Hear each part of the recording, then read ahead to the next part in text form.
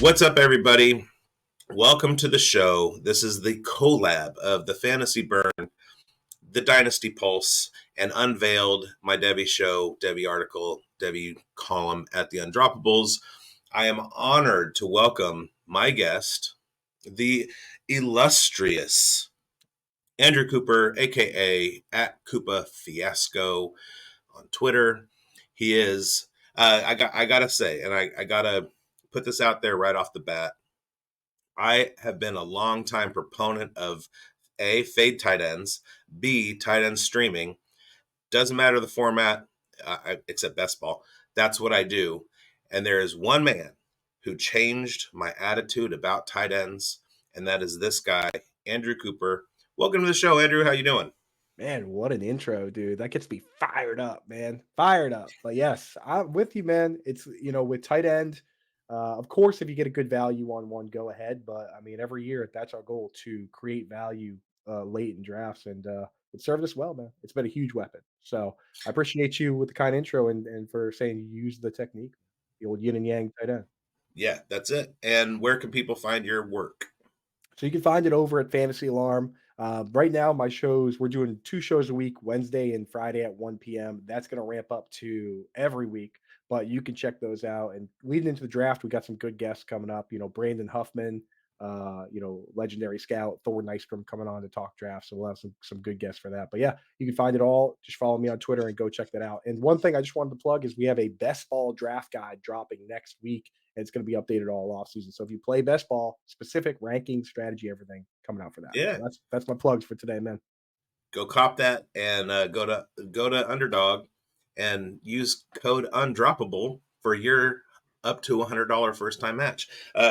Speaking of great guests and everything, like I said, this is the second part of my 4-part positional expert series. Noah Hills was the last one. Andrew Cooper today.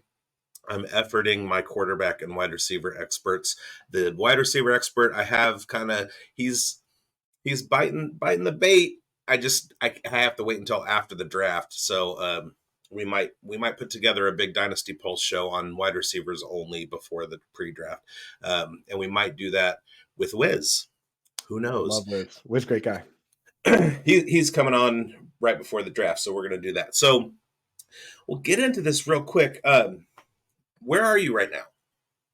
Yeah, physically, I moved away from. So I grew up close to Providence, moved, went to school in Boston, lived there for a long time, and then I moved away. I lived one town south of Gillette Stadium, so about 10 minutes from the stadium in Rentham, Mass. So, Andrew, you're in Massachusetts. Tell me about like your fandom. I gotta say, you're probably a Patriots fan. I became a Red Sox fan yeah, there you go. I became a Red Sox fan in 1986.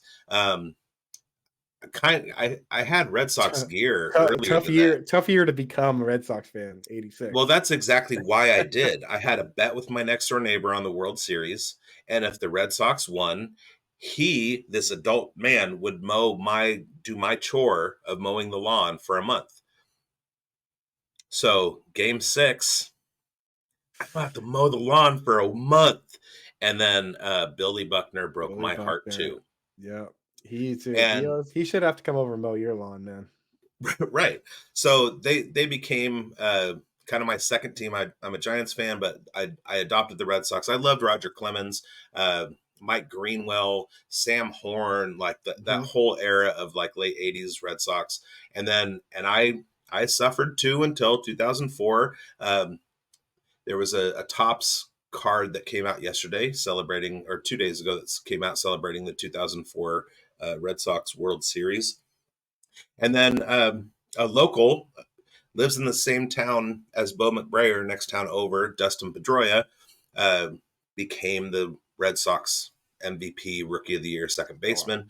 And he's well known around these parts. And played for the same coach that I coached for, and etc. So Pedroia is a legend. I've delivered pizzas to his house. And speaking of tight ends, I fed Brock Bowers Oh pizza that I wow, made. So that's sick. I he went to Napa High, and I had a pizza place right kind of catty corner to the high school, and we fed the whole team 250 pizzas. And so you're welcome, everybody. Brock Bowers is a product of me. All right.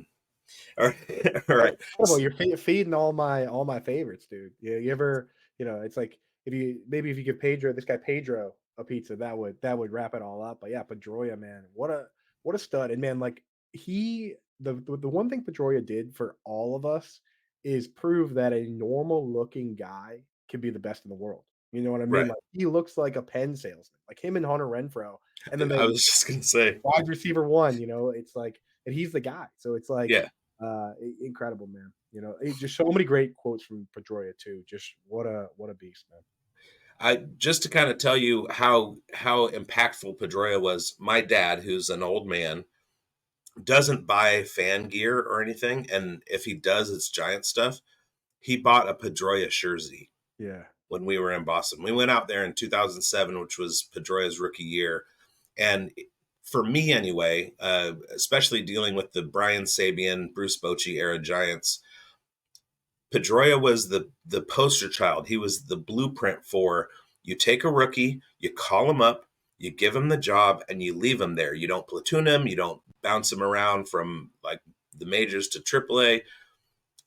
You let him go through his got him right, man. struggles because by May he was hitting under 200, and they said we have all the confidence in the world in you, and he finished the year as rookie of the year. Right, I mean, and that's what you do. that's one of my I mentioned the quotes. One of my favorite quotes from him. They went to him one year when David Ortiz was struggling. It was in a big slump, and they were like, "What do you think? Is David done? Is he washed or whatever?" And Pedroia was like, "Shut up." And he goes, "Remember me last year at this time?" He's like, I couldn't hit my way out of a paper bag." And he Yeah. goes, "And they let me stick with it. And you know what happened? Laser show." Right? So he's like, "I Right. that was a famous laser show quote." And he's like, "And I believe in my guy David." And you know what? Ortiz turned it around too, man. Yeah. So that was just an incredible era. And I will say to your on your behalf, as a Giants Red Sox guy, I think everybody should be allowed to have a team that's in the other conference, right? So for Mhm. me, I'm a Red Sox fan, but I'm also quietly also a Diamondbacks fan. Okay, that's And I know, and you as a yeah, Giants fan, and think, yeah, we've been through some tough times, and that kind of happened because I inherited an orphan dynasty baseball team and had guys like AJ Pollock and Paul Goldschmidt, and I pretty much invented Robbie Ray when I added him to the team. So it's like you fall in love with those guys. I've gone out there to a couple games which you used to be able to go to for free. Now, yeah. now that they're they saw a little success, maybe it's a little more, but yeah, it's a good time out there. Shout out current Giants shortstop, Diamondbacks legend Nick Ahmed. Right? Oh yeah. He couldn't hit his way out of a paper bag to begin the season, and yesterday he had quite a big game. All right, so Celtics too, because I grew up a Larry Bird fan. Oh yeah, you can see it all behind me. There's a Robert Parrish Day banner there, the Marcus Smart jersey, even though he's Chief, been traded. Yeah, that banner, it's kind of not sure you can see it very well. There you go. Funny story about that. There's an autograph on that says RP, and you can clearly see the R and the P. So you yeah, might look at it and think, oh, you got Robert Parrish to sign that. No, actually, it was signed by the head coach at the time. Uh, Rick Rick Pitino. Patino. Yeah, yeah. Yeah, I Patino, who kept basically wanting to. ruined the team. So, I'll tell you on this show, but if anybody asks me, "Is that Robert Parrish?" I'll be like, "Yeah, sure." Yeah, yeah, yeah. My brain went Rick Parcells, Rick Yeah. Portillo's, Rick Portillo, there we go. Porcillo. I don't know why I couldn't come up with Patino because I know that face, I know You that got there. hair. Yeah, We know you. so I was derivatively a Celtics fan, and then the Kings got to Sacramento, and I had to kind of like Got to. make them the Celtics my second team, but always like Larry Bird, Dennis Johnson, Danny Ainge, that squad.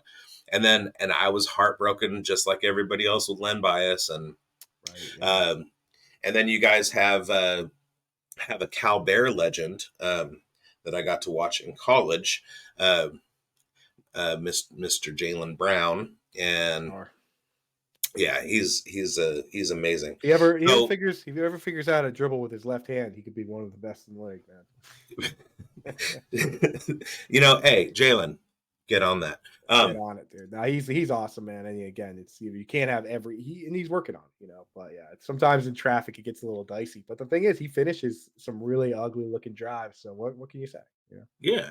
So our boy over at the Undroppables, Dan at AWL Sabermetrics, aforementioned, he tweeted the other day, and the tweet got picked up and talked about on Barstool about how hard it's been for your generation of Boston sports fan. And so, like, as a Giants fan, 1983, we had a 100-loss season. As a Raiders fan, I haven't seen a Super Bowl since I was 10 years old. As a Kings fan, I got to watch them get forearm shivered out of the NBA Finals in 2002-ish, whatever. The Giants debacle against the Angels, things like that. It's just nothing. It's been nothing but heartbreak. I don't get to see championships until the Giants turn things around with their little even year fuckery, 2010, 12, and 14. So thank you, Diamondbacks legend Madison Bumgarner and the rest of the crew. But talk a little bit about Dan's tweet and how many World Series the Red Sox have won, how you got to watch Tom Brady, Right. shout out NorCal, win like just everything, like, that's luxury, baby. Right. And that's the thing is I kind of so for me, the timing was perfect to really appreciate it because when I was a kid, right? So I was born late 80s, right? So when I was a kid, when I was just figuring things out, just getting to know these players and have my favorite players, I did deal with a lot of heartbreak when I was very young, right? Because the Patriots and the Red Sox, there was a 100-year curse, and the Celtics didn't win and all that. So like I had to go through a period where it was bad in the '90s, where my favorite Red Sox player is Nomar Garcia Parra. He gets traded away. My favorite Patriot was Drew Bledsoe. You know what I mean? At Yeah, that age, it's hard to deal with like obviously Tom Brady won right away, which fixed all those problems. But there's a moment there where it's like, dude, my favorite player, I got all these, jerseys and all this stuff. And like, what do you mean he's not the guy? He got paid 10 years, $100 million. The Red Sox curse. The Patriots lose in the Super Bowl.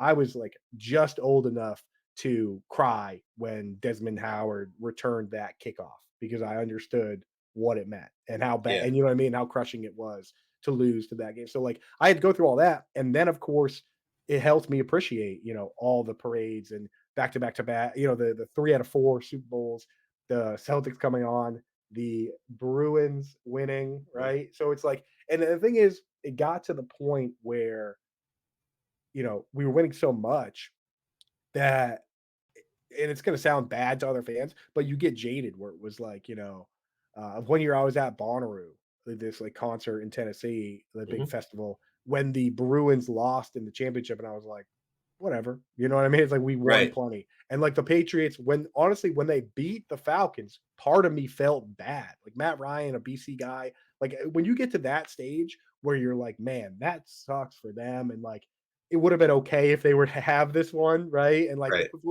that's when you've been spoiled. Where part of me was like, you know what? Like if they had won, then I would have been okay. You know what I mean? Like I had already accepted that we had lost at halftime. You know what I mean? So like it got to that point where it's like now I'm kind of glad. Almost it's like we get a little bit of a reset where we're not. We've had down years. The Red Sox not good. Patriots not good. The Celtics and Bruins good during the regular season. Tremendous during the regular season, but have not won. So right. now I'm back to having more that edge. You know what I mean? Where it's like I almost feel like they need me now. For a long time, it was like complacency. So I think we Yeah, needed that. We needed that reset here. So it'd be nice to have a parade again.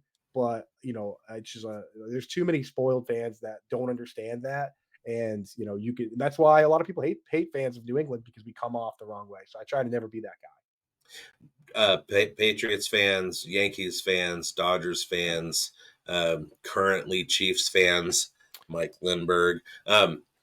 that there is no humility in the luxury of being a winning fan, but when you lose, it just helps you appreciate it. So like that reset is very important. Like uh, late 2010s, like 2015, 2016, 17.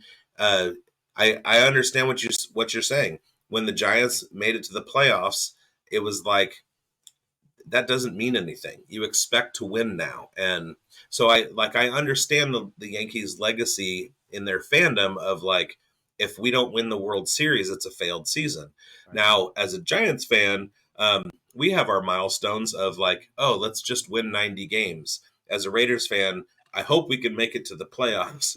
you Right. know, you take the championship out of the equation, and you just start to appreciate like small victories, and like a second half of the season over 500 and things like that. So It's funny how the needle gets moved though, because like you look at the NFL, which obviously the main sport we like to talk about, and teams like the Bills, if you again, they've now gotten to the spot where you win a couple playoff games and lose, that's a failed season.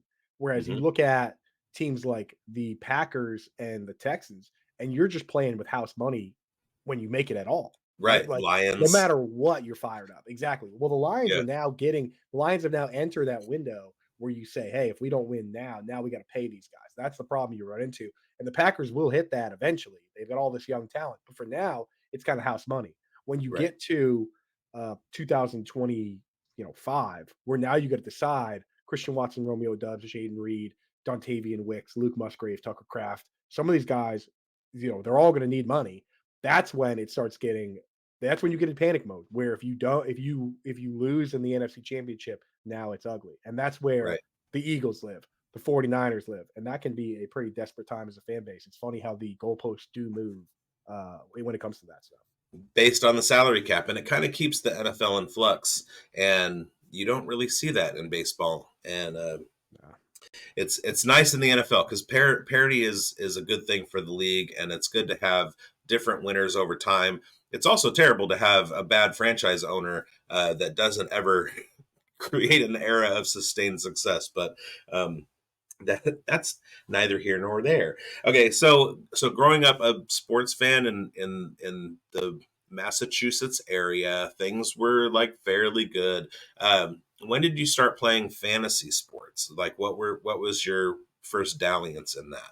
Yeah, so it's funny, I actually didn't wanna play. Like, I was more interested in playing sports, and my buddy in 6th grade was like, "We're all playing." And I was like, "No, I don't think so." And he goes, "I already made you a Yahoo account and made you a team and put you into the Wow, league. Here's your password." Right? And I was like, "Okay." Like, you did it, right? And he named my team, this is how young we were. He named my team the Wild Thornberrys, which is some show that yeah, was on, like, Nickelodeon, right? And yeah, his team was the Whoville Who. And those are still our team names in that league now, nice. 25 years later. So basically for me, did you want me to get into how I got to where I'm at now or just kind of the intro? Over time, I could either like give you prompting questions, or you can just lay it I out. could hit you. I could hit you. So it's like I got into it, man, and I started playing with those guys, and we took it very seriously. And a lot of these guys in that league, like a couple of guys work in sports. They still, very active in sports. That's still my most difficult league, right? And then obviously you get to college, now you got a college league, and we kept going through that. The one catalyst that led me to where I am now, the biggest number one thing, and this for anybody looking to get in the industry, I would highly recommend Reddit. Reddit is the reason that I do what I do now because it started off, I'd go over there and start reading stuff, right? And just not even have an account, just like going through.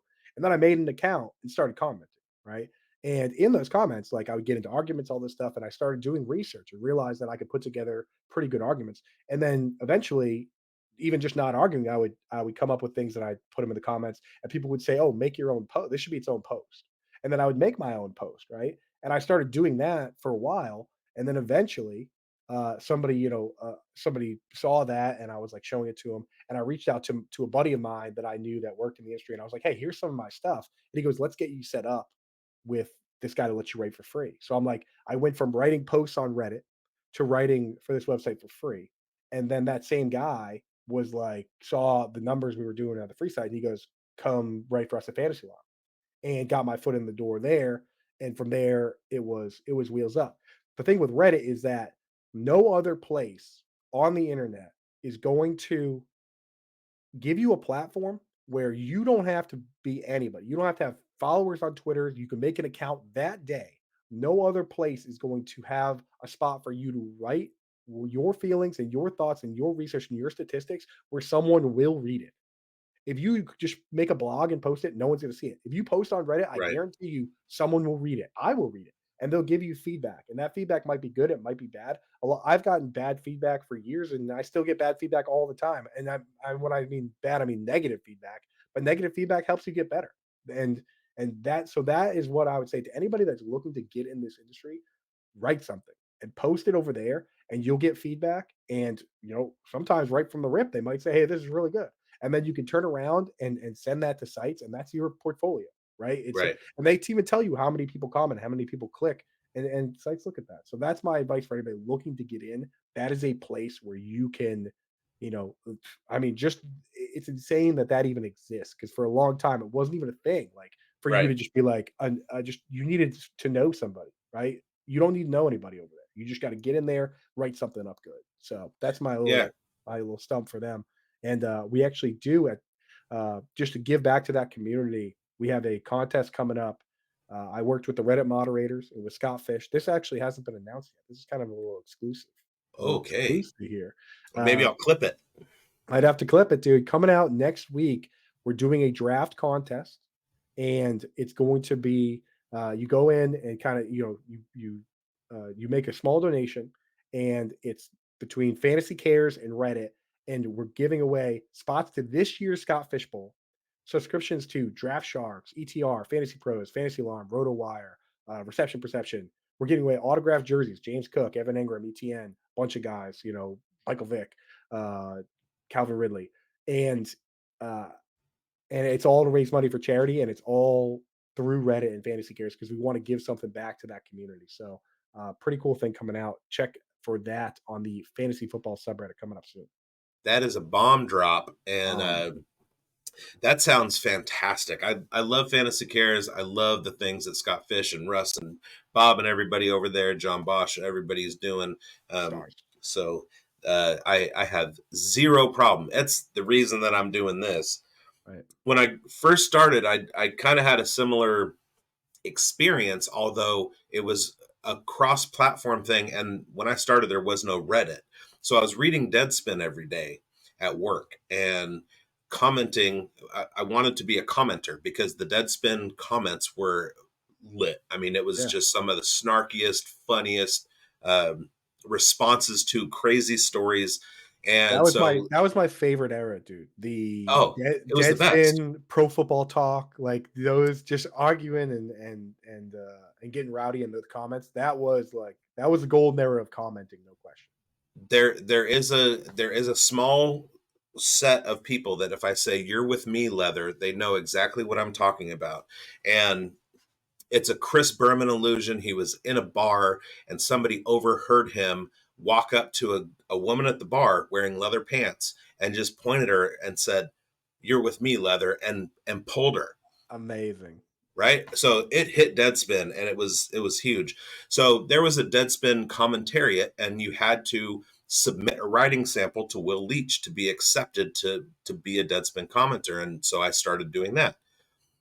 From there, SB Nation had fan sites for every team across every sport, even in college. And so I started writing comments in the comment sections for McCubby Chronicles, shout out Grant Brisby, and Silver and Black Prides, shout out Levi Damien. And then eventually that got me a writing gig with John Sickles, writing a college football column or college baseball column. And then from there, somebody read my work and brought me over to a startup blog that failed, writing Raiders content. And that's when I started on Twitter just to kind of promote that, and then went dormant for like 7 years. Once the blog folded, I went about my work, and then started kind of like getting a little bit more into following analysts on Twitter. Revived that account, And then Fishbowl, I was like, you know what? I've written before. I can write again. And what I really want to do is get into like podcasting and stuff. So if I meet enough people in this space, I can kind of learn the ropes, be a self-taught, whatever. And so that, and if it hadn't been for the Fishbowl, that would never have happened because I wouldn't have made the connections that I made because nobody was following my stuff. I had 70 followers when I got on the Fishbowl. And not only that, but I didn't have a platform for anything. So 70 people not reading my tweets turned into 450 people not reading my tweets, but I was able to connect enough to like kind of get things out there. And Funny thing about that, man, same thing with my show. Like I never did a podcast before until my first Scott Fishbowl. And I met Linda Lindellians, Kevin Tompkins, Jordan Loop, and JB Barry, and we were just having like a group chat from our Scott Fishbowl because we all drafted in the same spot, yeah, and we just decided to do a podcast. And they were like, I was like, "Oh, I can't do it because I don't have the stuff," and they were like, "Well, go get it." And I was like, "Okay." So I yeah, went and got, a mic. In those days, I had an ironing board that I would just put the microphone on top of. That was my mic stand, and that was my first ever show. So Scott Fishbowl, man, Reddit, Scott Fishbowl, and that's why bringing those things together is incredible, man. But similar story, man. I wouldn't be talking to you right now if yeah. it wasn't for the Scott Fishbowl. So anybody who has any aspirations to like get into the space, make sure that you sign up for the SFB 14. Because if you get into the Fishbowl, you will make connections. You get in the Fishbowl, you pick your league, or you go to the live draft. Live draft is definitely recommended. And then you get into the Twitter DMs of the pick six group chat, the pick 10 group chat, whatever. Make those connections and then just start talking to people and reach out because that's the other thing that I've learned is shoot your shot. You don't know if you don't try. I mean, I've reached out to San Francisco Giants pitcher Logan Webb and Jock Peterson. And like, I mean, there's no ceiling to who I reach out to. Obviously, they never got back to me, uh, but a lot of my targets have. A lot of people that I really respect have gotten back to me because I reached out and you never know. So do it. And that's kind of that. Let that be the lesson of the day. Is if you want it, do it because otherwise it's not ever going to happen. So over at Fantasy Alarm and on Twitter, you are a tight. We'll just say what it is. You're a tight end guru. Um, I spent a long time doing tight end streaming because unless you got Tony Gonzalez or and I forgot his name, Antonio. Antonio Gates. Yeah, Antonio Gates. Yeah, it's early. Still drinking my coffee. Antonio Gates, and then more recently Travis Kelce. The difference between having a top 1 to 3 tight end and then having a number tight end 4 to tight end 12, it didn't really matter. So basically, working matchups, you could score as many as the guys that were drafting the top tight end. But we're getting into a new era that we will talk about. So make sure that you stick around over on the Dynasty Pulse side. There's a new era of tight end, and basically the field is being diluted from the top down. And there are more guys who are able to go out and score. So what you've done is you've come up with your yin and yang, where basically you make sure that you get a guy who is going to be a 100 target guy, or you have a threshold. Is it 80 targets, 100 targets? So yeah, so to give you the quick gist of what we're doing here is we want to find at value this year's breakout tight end. That's the end goal. And every year for the last 7 years, a tight end has come from outside the top 17 in ADP to finish top 5 every year, whether it's Evan Ingram or Mark Andrews or Darren Waller or Logan Thomas or Robert Tunyon or Dalton Schultz or any of these guys. I mean, it happens. People say that it doesn't happen. It happens every single year, right? Evan Ingram Right. did it twice, right? So, and for top 5, there's two ways to get there. There's 90 plus targets or 10 plus touchdowns, right? And we know that that's true because the sample size for that is 20 years. Going back to 2003, Randy McMichael, every top 5 tight end in PPR has gotten 90 plus targets or 10 plus touchdowns. In half PPR, there's one exception, which was COVID year Mark Andrews missed 2 games with COVID and finished top 5 with 88 targets. So that also, I mean, that's just that Within margin of error. we roll that right in, right? Yeah. So, and the thing is, the number of people that have gotten there with just the touchdowns alone, without the 90 targets, they are not only they're not only difficult to predict when that's going to happen, but even within the season, they're very inconsistent from week to week. Like Mhm. Robert Tunyon did it on like 60 something targets. And, it was great while he was scoring touchdowns, but then you got to championship week and he caught one pass for 17 yards and he pulled your pants down in front of all your friends in your fantasy league. So you don't want those guys. We want the guys that get the targets, right? So what we do with yin and yang tight end is you wait in the draft and you draft two.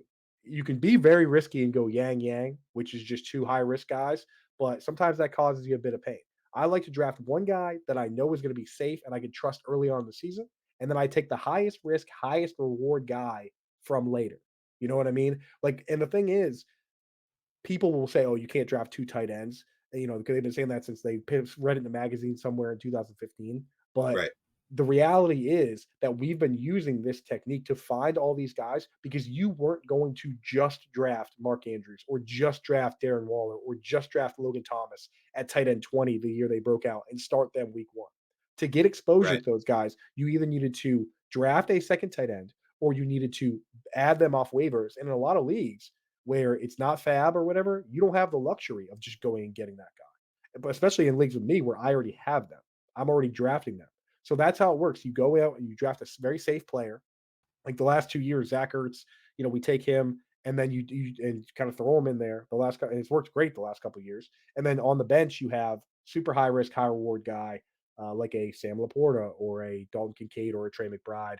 And if they hit, they hit. If they don't, then you're just rotating them out until they do hit. And lucky for us, it's worked really well. So the beauty of it is that it takes the notion of streaming tight ends and turns it into something where we're not ideally we're not going to have two tight ends on the roster come midpoint of the season. We're going to have one tight end, the breakout tight end, and then you Right. don't have to waste the roster spots on multiple tight ends moving forward. And it's really paid dividends for us in a lot of leagues. And knock on wood that it keeps going moving forward. Yeah, that's and so to kind of backtrack a little bit, the idea behind it, when you were talking about 90 targets or 10 touchdowns, is that target share is sort of predictable. Right. Touchdowns are not predictable and they're not sticky at all. So you have a guy that, I mean, in his role as a tight end, if it's a pass heavy to the tight end offense, year over year, that target share is going to remain consistent. So if you're looking at a guy like a Pat Fryermuth, who all things going as planned, Fryermuth is going to get he's going to get there with the target share, Right. but he's going to score 2 touchdowns or have Right. a 4 touchdown year. But you never But know. That's the beauty of it, is that with touchdowns. And then the thing is, every year, and this is why I have no problem sharing the guide and stuff for free, is that yeah, what we're doing is we're staying on the edge of what's new, and we're sharing everything we know this year, and the next year we always come back with more. So now we have more data that helps us figure out who can score touchdowns, who can't. It's still very fluky, but things like success rate versus man to man, right? And those sticky stats, the types of route that these guys run, those can help us with the touchdowns. But yeah, for the most part, we're looking for the targets. And I'll tell you what, one of the key things for this, if I had to just give somebody a little note card with something written down for the cheat code for finding late round tight ends, is find somebody who has any sort of path to being a top two target on the team. That's it, because it's very rare to have three guys all get 100 plus targets. And when it does happen, it's not really the teams you would expect, right? It's right, very rarely like, oh, the Bengals with Boyd and Higgins and Chase. It's usually like a running back, and then like one guy gets a lot of targets, and then he gets hurt, and then another guy gets a lot of targets. Like, it doesn't really work the way, like a team like Washington with JD McKissick and Logan Thomas and Terry McLaurin. You don't predict that to happen, but it did happen, right? So like it's very difficult to predict that. So you want a top two target on the team. early in the drafts, when I look at these guys, I say, why? Why am I spending up on Travis Kelsey? Late in the draft, I ask myself, why not? Right? I look around and I say, okay, this team just lost a bunch of wide receivers. This guy, can he be a top 2 target? Why not? And then I start taking stabs, and that's how we do it. And it's, again, worked very well for us. Right. So again, stick around on the Dynasty Pulse side. We're going to get more into all of that. To finish up on the Fantasy Burn side, the end of my podcast, I like to do a Power 5 rankings. Something random, could be movies, could be food, could be music. Do you have anything that you want to rank from 5 to 1? Or should we spin the wheel of randomness? You know what, dude? Let's spin the wheel, man. Let's Let's spin spin the the wheel. I do have things I would want. I like to rank, but let's spin the wheel. See what the wheel gives us. Maybe we can pivot if it's not something. Wow. Okay. Some of these, I'll just accept what the wheel gives me. Some of these might not be right up my alley. Yeah. Okay. All right. Movie villains. Okay. Movie villains. Counting down from number 5 to number 1. Your top 5 Number movie one. villains of all time. Wow, top 5 movie villains of all time, and we're talking about, okay, let me go through and think of, like, who's really truly ruthless that really would scare me to some degree. Number 5 that I feel like Well, has I'll prompt you. okay, I was going to say, I'll prompt you. The movie villain that has scared me the most in my life is The Wicked Witch of the West and The Wizard of Oz. When I was yeah, young, that movie would come on TV every holiday season. And when The Wicked Witch of the West came on the screen, I would literally jump behind the couch and cry. So she would be my number 1. okay, alright, well, so I'm gonna do it as an adult, what would scare me, but I will say this. When I was young, I think it was like my 15th birthday, maybe. I was like, oh, I'm old now. So my dad, you got to get us into an R-rated movie. And we went to see Texas Chainsaw Massacre, the newer version of it. And dude, Yeah. that scared the heck out of me. So I'll The at number Jessica 5. Biel. Yeah. Oh man, I did not like that, dude. So number 5 on the list for me, I got to put on my guy Leatherface, with the chainsaw. With the chainsaw. Shout out Uh, Toby Hooper. Oh, so you're a movie buff, huh? You're in there? Yes. Yeah, I enjoy movies. The thing is, I thought I was a movie buff, but the more I get to know people that truly are like deep into it, I'm more of like a movie enthusiast. You know what I mean? Like I got my list of movies, my directors I like or whatever, but there are some people Yeah. that are just real deep. And that's Do the you have thing, the fun more watching movies? Then you're love good. it. The more you learn about stuff, and same goes for fantasy, the more it's like you have like that period where it's like, oh, I don't know anything. And then you think you know everything, and then you realize you don't know anything. And that's when you But could truly grow your base and appreciate the people around you and everything. You know what I mean? right. But there's a certain point where you don't choose the nerd life. The nerd life chooses you. It's not like I want to have a catalog of directors and actors and stuff in my head. It's just that's how my brain works. So, I have conversations with my girlfriend where we're watching a show or a movie and I'm like I can rattle off trivia of everybody who's in the cast and stuff like that. And it's not anything that I've pursued. It's just like it's just there. Yeah. So I enjoy it. Yeah. Okay. Well, let me get into this. Okay. Number So four. number 5, what did I do for 5? I did 5 you did Leatherface. Leatherface. So number 4, this is just gonna be a shout out to I think you have to include the greatest of all time, the GOAT, somewhere on the list. He's not gonna be the one that I'm most scared of, but I don't think you can make a movie villain list without including Darth Vader, right? Like, Absolutely. he just powerful, also super cool with the entrances and stuff, and the music, Hmm. right?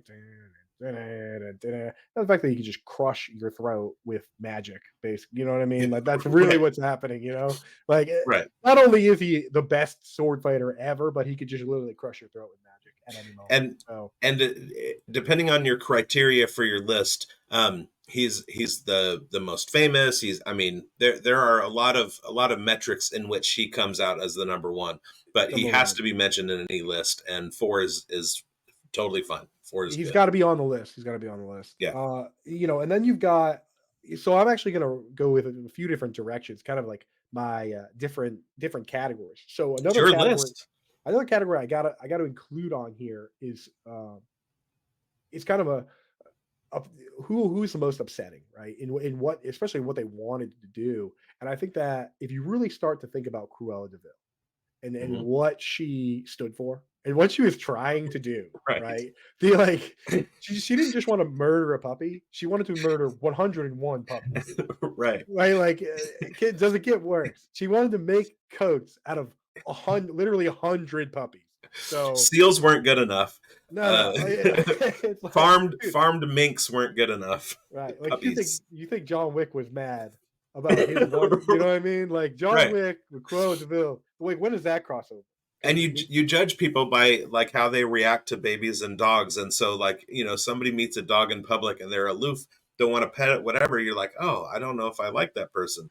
Cruella wanted to murder 101 yeah, puppies. I think that's a Like, tweet. I think I gotta get that tweet out later today. When are we getting John Wick versus Cruella de Vil? Because I think that's the ultimate showdown. Yeah. yeah. So that would be 3 on my list. Okay. Okay. Let's see. So 2 on my list, I have to give to my favorite villain, right? The one that I enjoy the most, which is Shooter McGavin. Okay, Like that's a good one. Shooter McGavin, he's the perfect combination of like he's funny, but he's also a mega douchebag. And Shout out he Christopher McDonald. and he just spends the entire movie stepping on rakes every step of the way, which is what I Yeah. want out of my and then losing big time in the end, right? He's also trying to steal the main character's grandmother's house, which of all the things, right? Like just it's just like you know what I mean? Like we got killing puppies. Just a good combination, but he's also funny and you can appreciate him. And I can appreciate him to this day, right? Like Right. on Twitter, like on Twitter, he still plays Shooter McGavin and still hams it up, which I loved.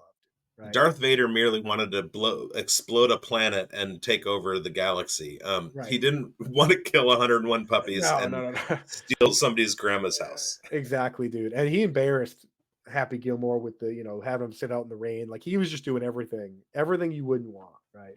That's a And then great one. number one on my list, I just have to go with the guy that I believe is purely the most terrifying. For me, right? Like just in my life, the guy I would least want to run into, and that is Anton Chigurh.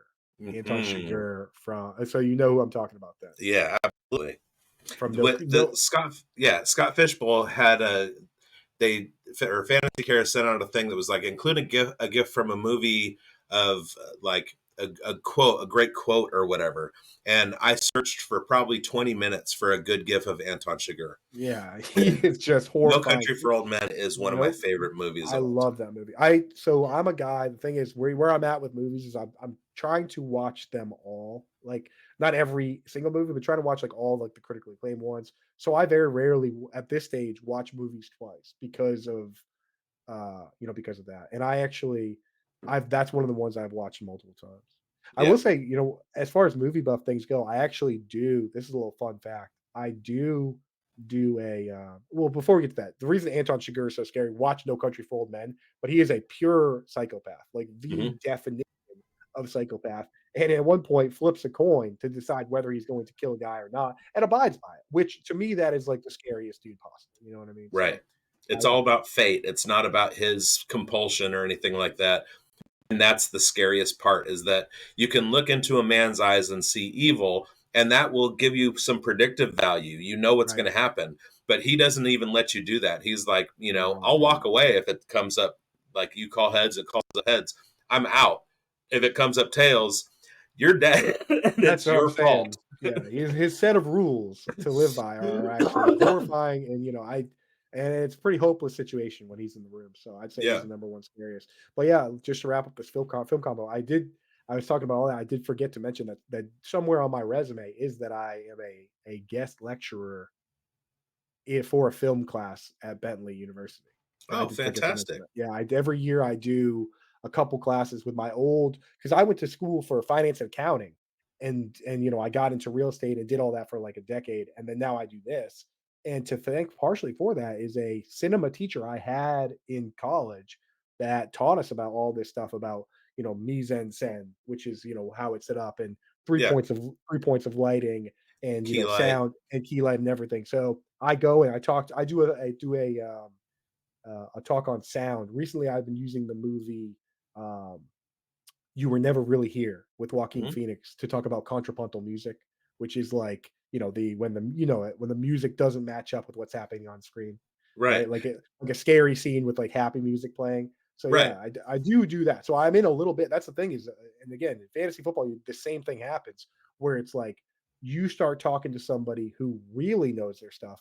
You realize that you know some stuff, but you're not an expert. Which, like for me, I would say I'm an expert on tight ends and maybe on real estate, but not really much else. Just considering the people that I've talked to that know so much about so many things about the particular topic. And even on tight end, I know there's people that know more than me, and my goal is to put myself within that group of people.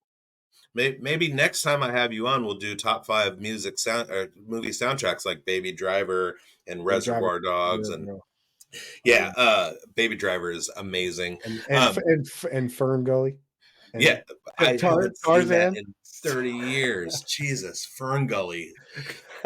I do want to shout out when you're talking about top five movie villains and your different criteria. Some of you can have a hero that you root for, and my number one hero I root for is Hannibal Lecter. He's just Yeah, such a a likable hero, character. dude. Yeah, yeah. I mean, he kind of there's something about him, man. Something about him.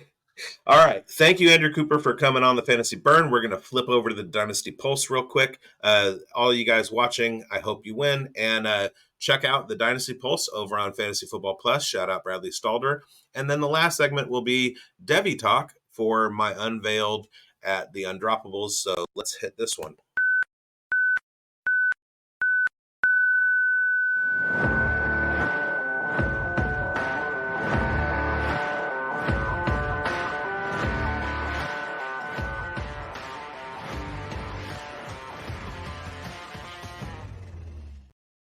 All right. Welcome to part two of the Fantasy Burn, Dynasty Pulse, and Undroppables collab. I'm here with my guest Andrew Cooper at Koopa Fiasco on Twitter. That's COOP capital A Fiasco. Tight end guru, tight end sharp, uh, creator of the yin and yang tight end drafting system, which we got in. So go back and watch part one.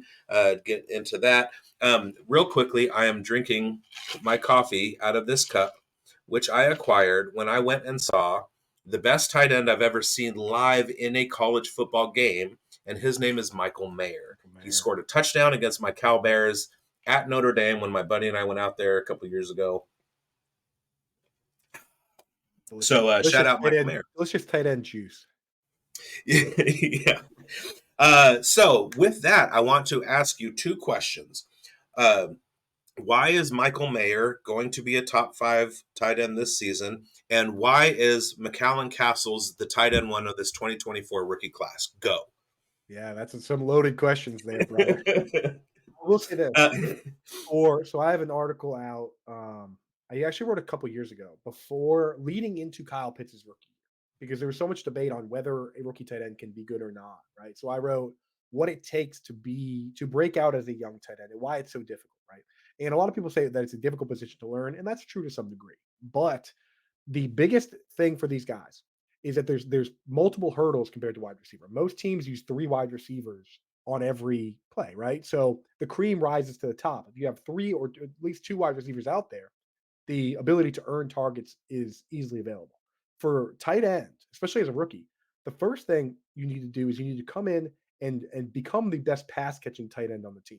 Because tight end is a room and there's almost always incumbents in the room. In fact, there always is. So even if you're Cole Komet coming into a room and Jimmy Graham is there, the tight end coach is going to look around the room and say, okay, who's going to do what? And he's never going to say, okay, Jimmy, you're going to put your hand in the dirt and block so that Cole Komet can run routes. So that's the first hurdle is that you need to look around that room and your guy needs to be the number one pass catching tight end on the team, right? And ideally, that will be enough to get him a full time snap share, though that's actually not necessary, 100% necessary. I've seen Mark Andrews finish top five at tight end on only 40 something percent snaps because he just ran every route, right? The next thing you need, the next hurdle is to get that full route share, though. So you need to become the top pass catching tight end, which Michael Mayer did last year, right? So the first thing he needs to do, checkbox one, surpass Austin Hooper as the top route runner, which he did. The second one is to become a guy that runs every route or nearly every route, which he hasn't done that yet. But now that Austin Hooper's gone and he's the full time starter, and they brought in Harrison Bryant as the backup blocking tight end. I think this is the year where he does run a full route share, so he checks the next box. The third box to upside is to become a top two target on the team. And while they have Devonta Adams and Jacoby Myers, that could be difficult. The bet Right. you need, obviously, he's not going to surpass Devonta Adams. The bet in so many cases is looking at these teams and saying, is this tight end going to get more targets than that player? And with Jacoby Myers, you could make an argument.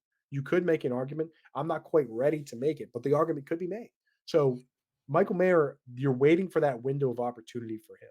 With a guy like Kyle Pitts, he was drafted. He immediately became a top two target on the team. He was the best pass catching tight end on the team immediately.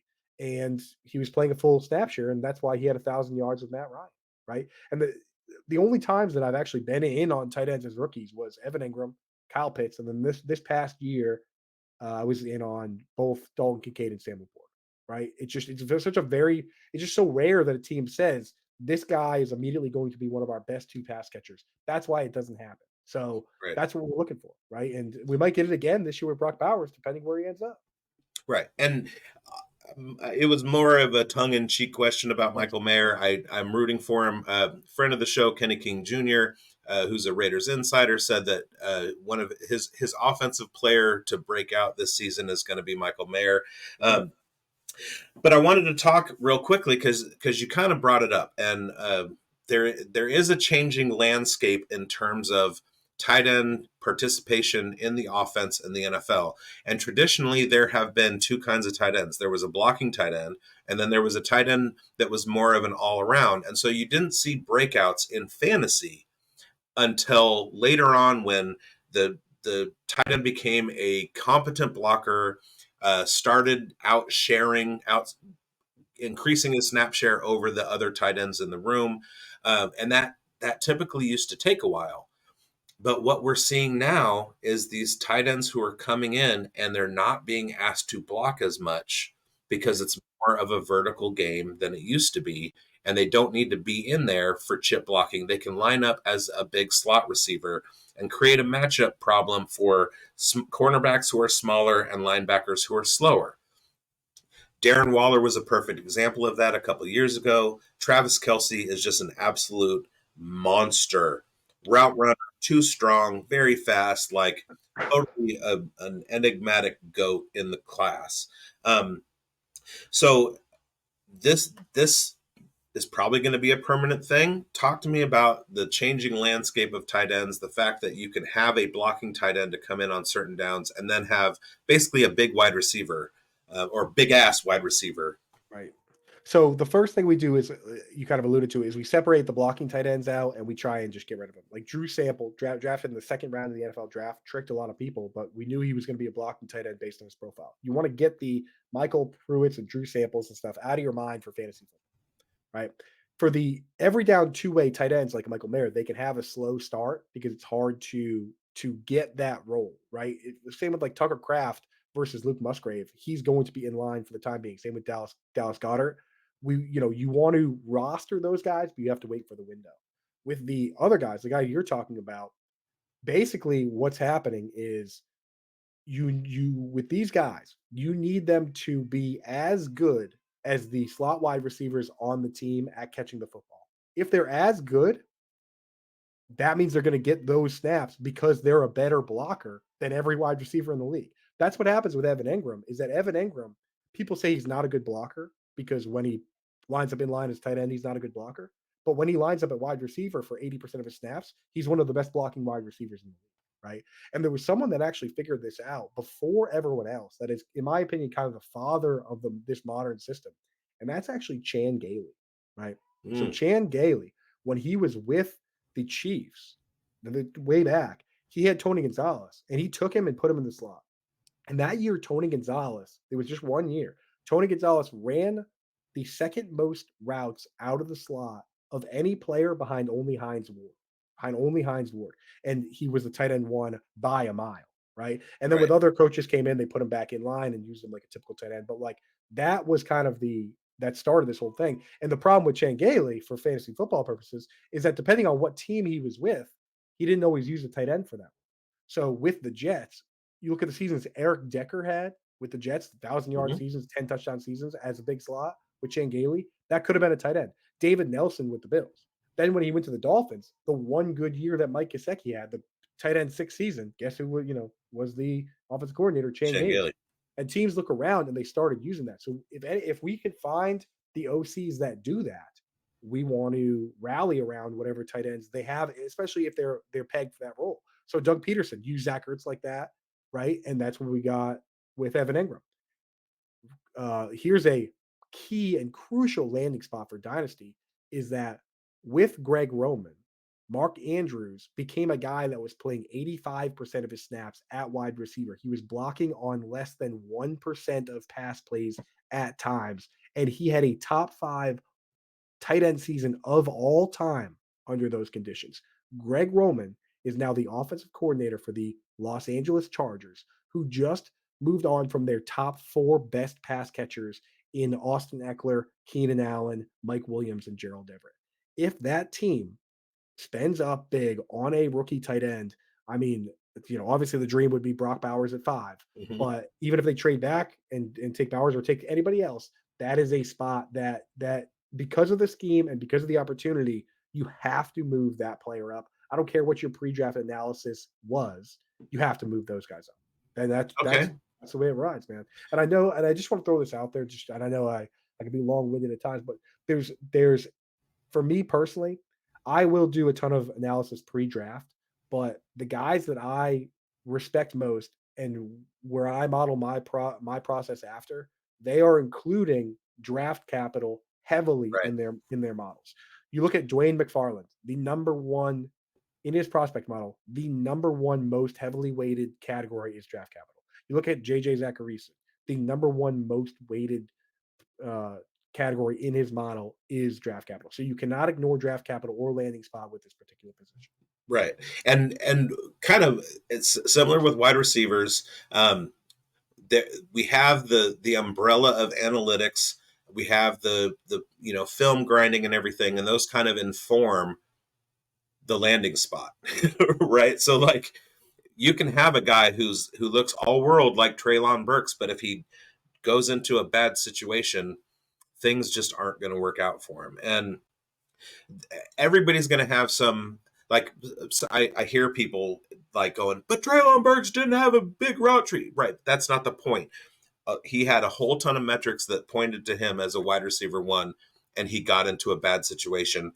He had injuries and everything, and then year 2 they traded for DeAndre Hopkins, and then year 3 they went out and got And Calvin Calvin, Ridley. right. So it's just this cascade of him not being able to reach his potential, and you see that at the tight end position as well. There are guys who are out there that coming out of college were like, this guy can be it. Kyle Pitts, Right. huge rookie season, and then just kind of disappeared because of the situation that he was And in. you see some guys that with a tight end will take years to break out. Like Delaney Walker, Mm-hmm. the 49ers drafted Vernon Davis, and the same draft later in the draft drafted Delaney Walker. And Who because didn't break out until he was a Titan. till he was 30, right? And Yeah, because of the styles of play, Vernon Davis being this freak, they put him at the pass catcher and Delaney Walker as a blocker. But they didn't, the whole time didn't really realize that this guy, when given a chance to shine in that pass catching role, he had, back to back to back 1,000-yard seasons with like Marcus Mariota. Like Delaney Walker the entire time could have been a better player, but he was stuck, right? right. Same with guys like Pat Fryermuth, who you alluded to earlier or on the previous show. Basically, this is a guy where have you ever heard someone say Pat Fryermuth stinks or Pat Fryermuth isn't good? Right. I searched it on Twitter the other day and I couldn't find I found like one dude who was just mad about some individual drop in a game. Nobody said that. Right? Like Probably Luke Sawhook. right, yeah, he's just like this sucks, right? But like this guy sucks. But no one is saying Pat Fryermuth isn't good. The situation's been bad. So like those Right. are the guys you want to stash in Dynasty, waiting for that window of opportunity to open. Well, real quickly, I have 3 tight end stories that I think you'll find impressive. Number 1, Brock Bowers, I already told you about that. On the other side, I fed him pizza, Napa High School. Number two, I grew up with this kid, and he was all section tight end for our high school team. Uh, and when we were playing basketball in junior high, I knew that he was the kind of guy that wasn't really going to do much because he had the talent and the physicality, but he didn't have the work ethic. So we'd be doing like Indian sprints. If you've ever done an Indian sprint, it's the whole team lines up and starts running around the track. Coach blows the whistle, and the person in the back sprints up to the front of the line. And you just do that. And it's used as conditioning. It's also used as punishment, where the coach will not stop you from running for 2 or 3 miles, whatever. So we're doing this, and the coach is like kind of sitting in a chair off to the side of the football field and blowing the whistle. And this kid, every time we'd get around to the other side of the field, he would drop into the little ditch in the corner of the drainage part of the field and wait for the team to come around before the coach blew his whistle again. And we're like, okay, this kid. Every time we had to do like what a hilarious move though. right. And he like every time we had to go do something, he'd my knees bother me, whatever. He'd never put in the work. But he was 6 inches taller than everybody from 6 years old until high school. He would hit home runs that in like as 6-year-olds that we like couldn't believe. Goes and he's our tight end on our high school football team, becomes all league, gets a full ride scholarship to Berkeley, goes to Berkeley. He's set to become like an ascendant star. Year one, he redshirts. Year two, he comes out, loses his job to freshman Tony Gonzalez. Yeah, that'll happen. And that guy became Tony Gonzalez. And then finally, third story, same high school, a couple of years ahead of us, we had a kid who his name is Jason Fisk. He played defensive tackle for the Chargers, Vikings, Titans, won a Super Bowl ring. Hometown hero. I grew up with his younger brother. Good friends with his other younger brother. He's got a son. His son went to Stanford to follow in his dad's footsteps. Drafted, switched from defensive end, I think, to tight end, drafted by the Atlanta Falcons. Now he's the third string Atlanta Falcons tight end. His name is Tucker Fisk. Okay. And last year I got Red Zone on, and I'm kind of like watching other games but listening, and the Falcons game is on, and I hear and Tucker Fisk catches, and I've been waiting for this kid for 2 years to do something. He caught 3 passes last year, and I was like, Tucker, hometown guy.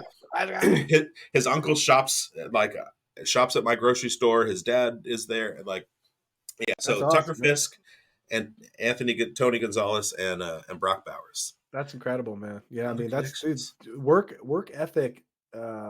At the end of the day, that is a big differentiator between some of these guys, where it's like truly the difference between like Randy Moss, in my opinion, could have been the greatest wide receiver of all time if he had the work ethic of Jerry Rice.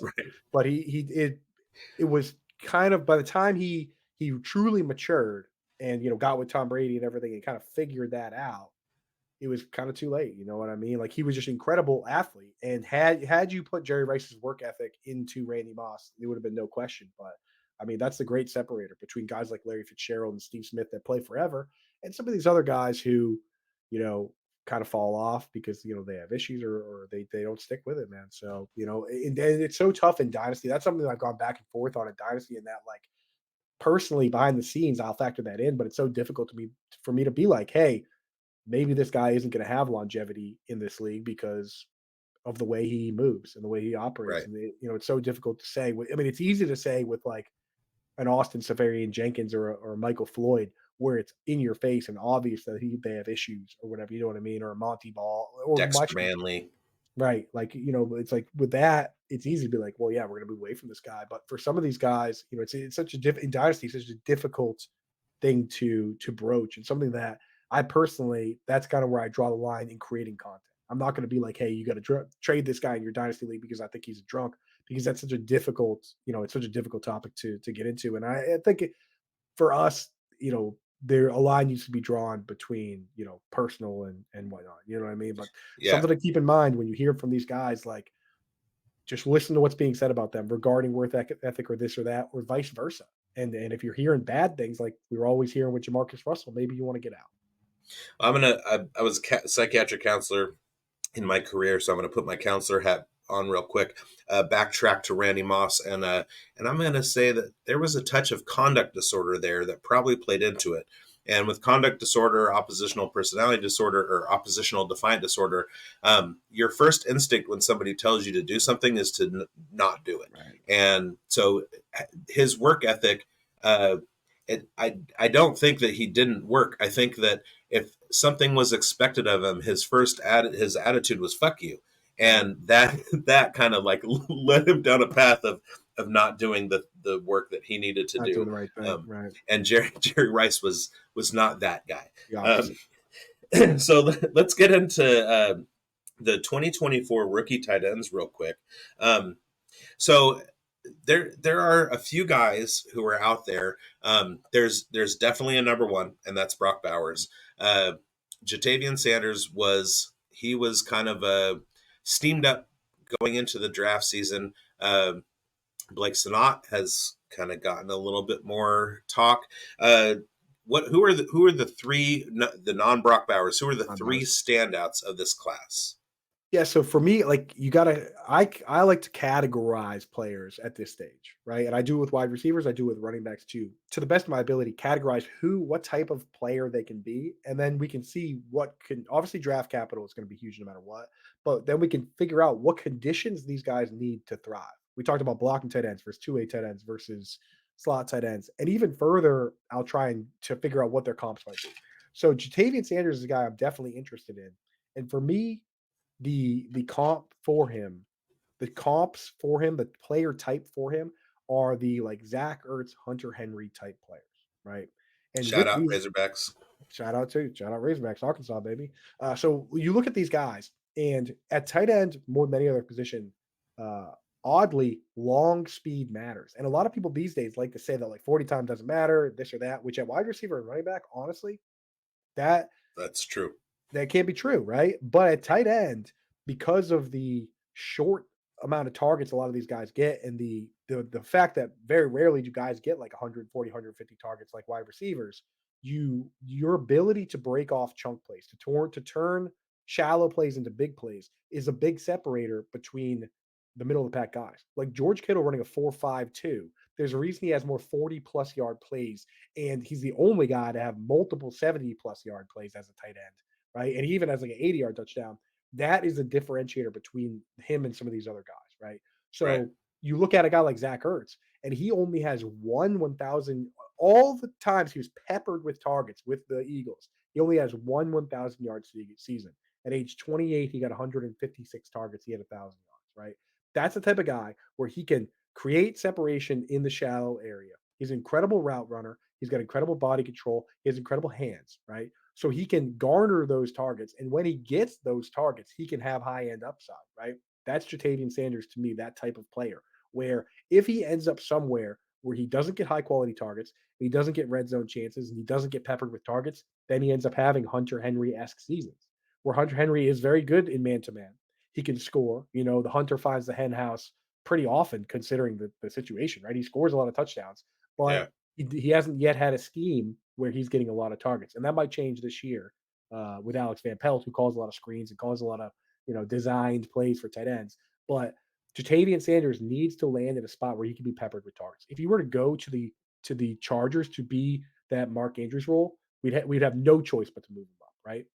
But if he goes to some spot like the Dolphins, where they want to use him like an inline George Kittle, Dalton Schultz type role, he would have a decent floor because of how much they use the fullback. But they have two wide receivers that are obviously the top targets on the team in Waddle and Tyreek Hill. That might not be the best immediate short term spot for him. So we have to factor that in for some of these guys. Another guy that fits the mold that we talked about earlier in the slot type guy is Jaheim Bell. Now, did you want to weigh in on Javian Sanders, or should I just go through the three quick here? No. I'm just looking for yours. I have a little follow up, a non rookie related follow up because you mentioned the Dolphins.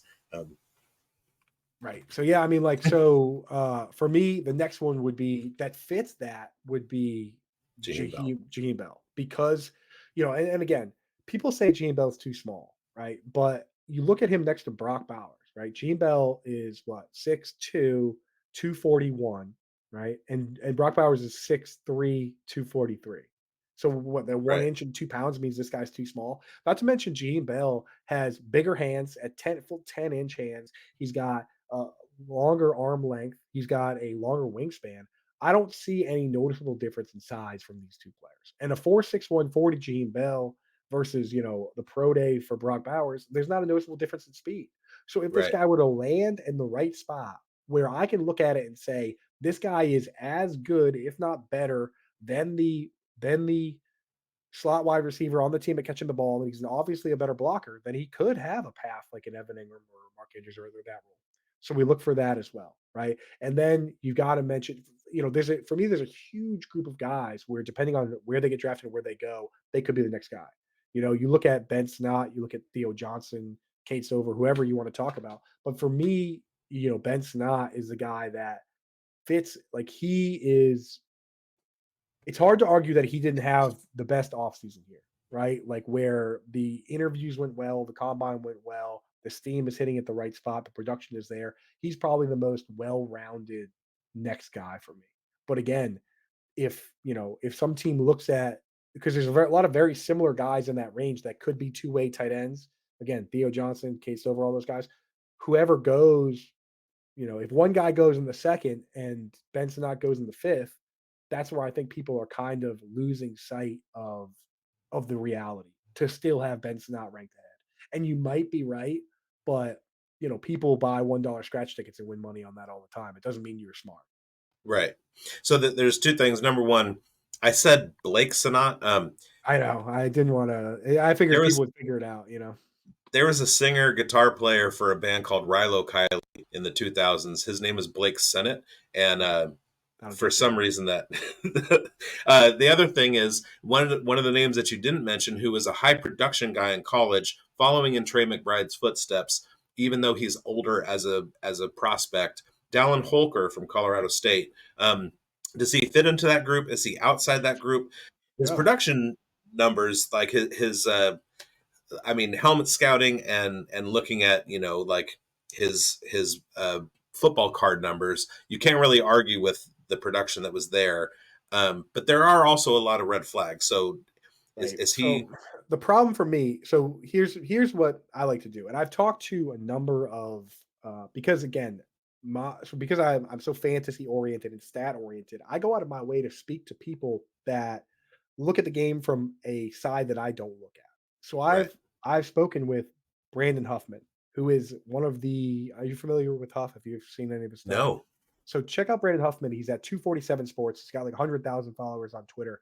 He kind of is one of the godfathers of the high school to college scouting, one of the great high school to college scouts, and he played tight end himself and has been the driving force, kind of behind guys like Luke Musgrave and he was fading Darnell Washington.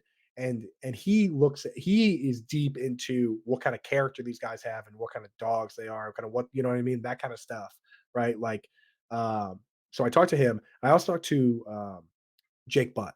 Jake Butt, you know him, former Michigan tight end. right, the gold standard of why some players are now sitting out the meaningless bowl games because he unfortunately suffered a very serious knee injury as a top tight end prospect. Never really panned out, but now he's in the Big Ten Network, and he helps me. He helped me look at film from a film standpoint. I was very surprised to hear him talking about how don't like when you're trying to analyze these guys for film, he's like, don't worry so much about technique and form and things like that. He's like, because that can be coached. He goes, the things you want to look for, especially for fantasy in that standpoint, is look for guys that are making exceptional plays and putting in exceptional effort. Right. And you go back and watch George Kittle's college highlights, and it's like this guy is hurdling and spinning and jumping over guys. And Sam Laporta as well. And he's also, when he's got three guys surrounding him, he finds a way to find creases and get those first downs. And winning in versus man to man and things like that. And guys like to bring it all around to a guy like Dalian Holker, when you go and you watch what he was doing, he was basically just playing wide receiver for a team that didn't have good wide receivers.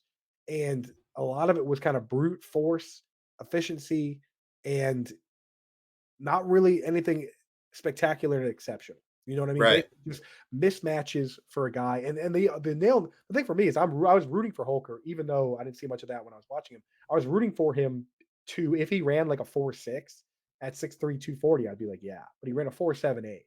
So Yeah. for me, unfortunately, those are the type guys, those tweener type guys that are most likely to end up being the next Cameron Brate or Anthony Ferkser, where you can put them in as a slot tight end, but then they come out of the game and they end up playing like 40% of the snaps or 30% of the snaps and really making it so no tight end on the team is fantasy relevant the way Cameron Brate always did, Right. right? But Cameron Brate, Kylan Granson, like that, unfortunately, without the speed, he ends up being that type of guy for me. So, The but that kind of is, guy that winds up on NFL Network every Monday, that helps no one. yeah. So but for me, for my metrics and things I look for. So what I do is I go in and I want to know who is going to be who can line up at wide receiver? Who is a route runner?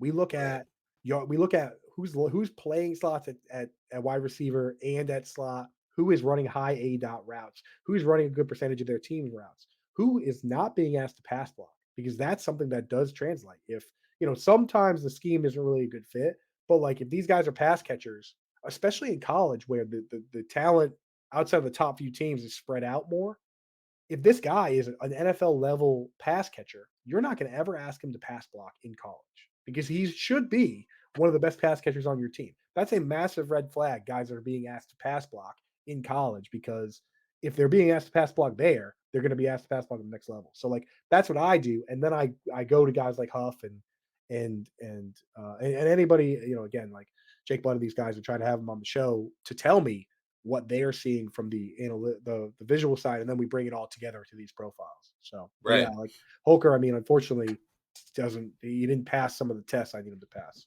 The upside isn't there. So just for you guys, like Mike and I don't talk a lot about tight ends on our show. And I did a lot of this when we were around the combine and we were talking about running backs, quarterbacks, and wide receivers and how their combine metrics correlate to fantasy performance. I just want to reiterate real quickly while I have Andrew here. According to Sumer Sports and their breakdown, 40 is the number one corollary to tight end performance in fantasy football. Broad jump is second, vertical jump is third, three cone and shuttle. So basically, you want to be fast and hyper athletic, Right. and then age comes, and then bench press, height, and weight are negative correlations. So really, what you want to be looking for, go back when you're prepping for your rookie draft.